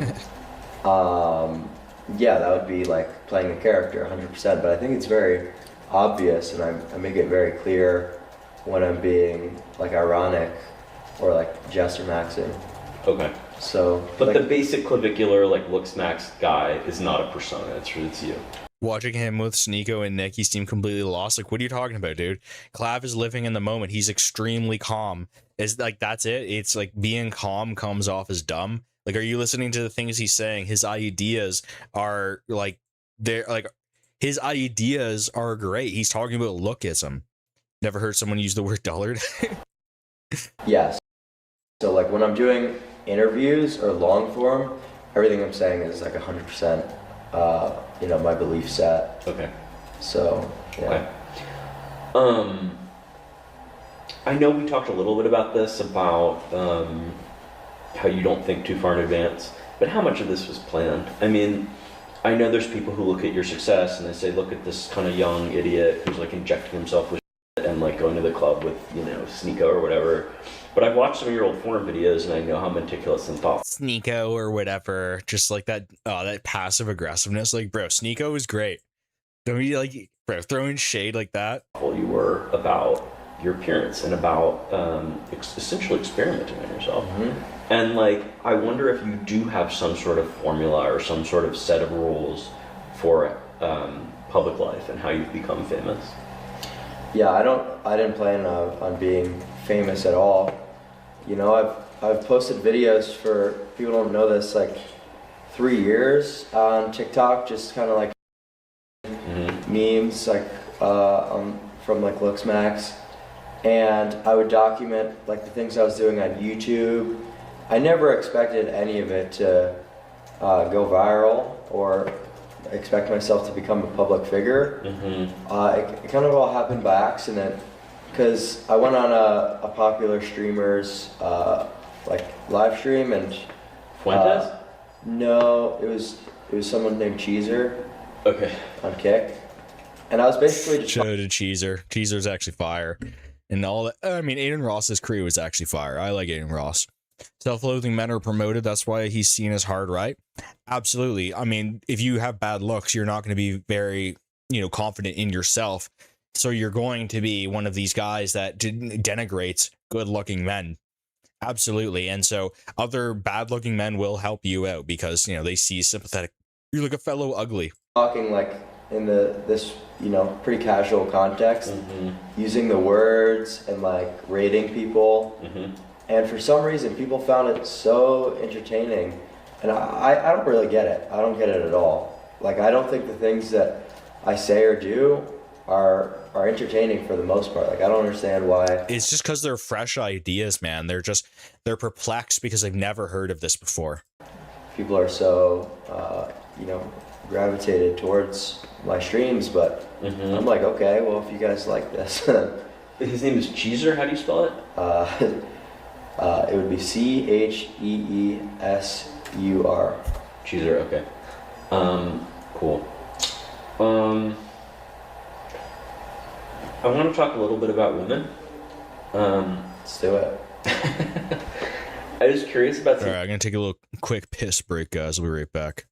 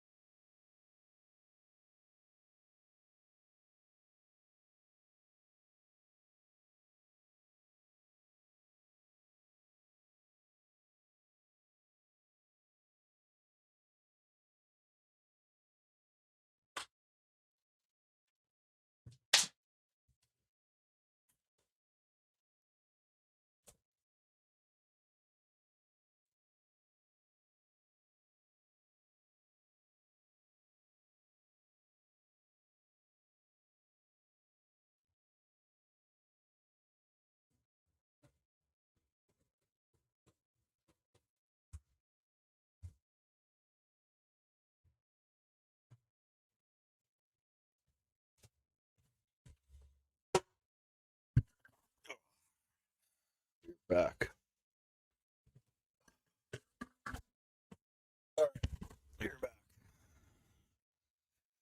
What are you guys saying? What are you guys saying? It shines a light on how delusional women have become from the amount of online simping they get over time. True. The experience for online dating, of course, for men and women is like completely different. Like, women are just go on to, men don't even understand this, dude. Like, you have to explain this to dudes. They just go on apps. All right. They just go on dating apps to get self-affirmation. They're not even like looking to date a guy. They're not even really even to talk, like looking to talk to a guy, of even the possibility of going out with a guy. They get on a dating app just so that they can be like, well, a bunch of guys liked me. That's all they want. It's like self-affirmation. I am from Toronto.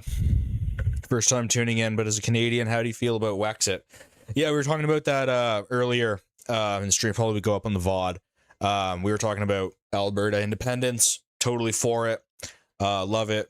I wish, I'm a 51st stater, so I'm totally for, Canada joining the United States. That's what I'm totally about. All right, so let's get back into this. You said to Knowles, you said that you weren't so much interested in having one-night stands as you are in slaying.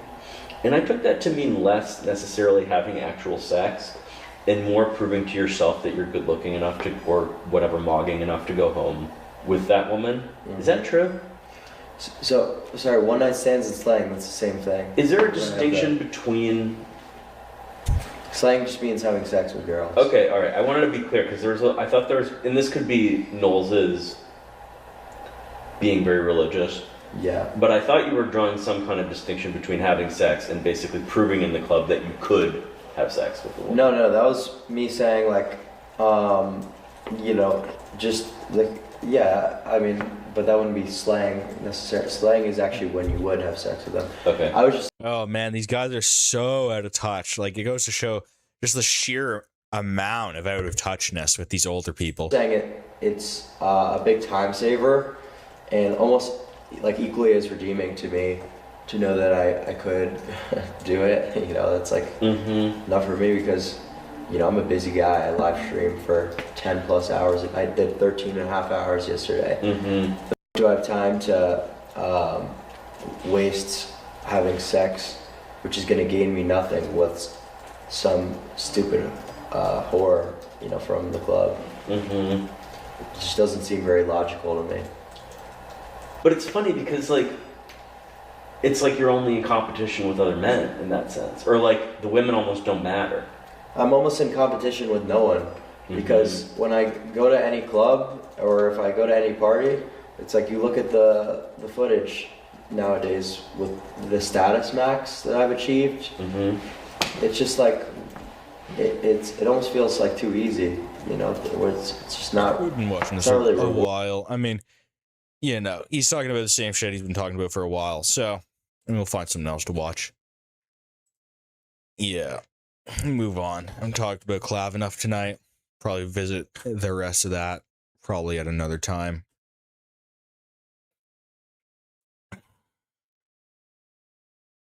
The far right took over Britain. The far right is not in charge of Britain, dude. Tom Nichols, that's why.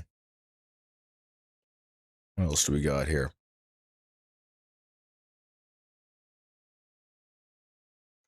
The West inbreeding capital. Yeah, I've been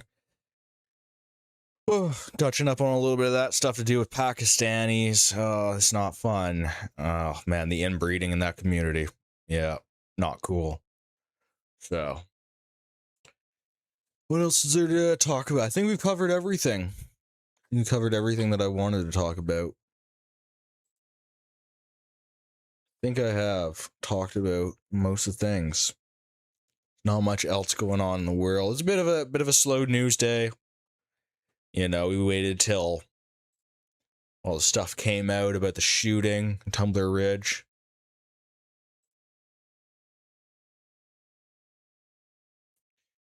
Clear Mire. Ponder. 32-second burst of brightness. Yeah, it's super messed up, man. I mean, you know. What else can you really say about, you know, trans terrorism? We already went over that today, so. Yeah, it's probably end the stream here. It's about 5 in the morning where I'm at, so probably gonna hit the hay soon. So guys, thank you for tuning into the stream. The videos will go up relatively soon. Get the VOD out there. Drop a like, subscribe. Check out the channel. You know, we're posting all the time. We're gonna be streaming a lot more. We'll do some more gaming streams. That kind of stuff. So yeah. I swear the streams have been very good, so really like you know, hanging out with all you guys. We'll be doing much more streams to come in the future. What the hell that is. Yep, but that's it for me for tonight. I'm out, guys. Peace out. Blasphemer is out.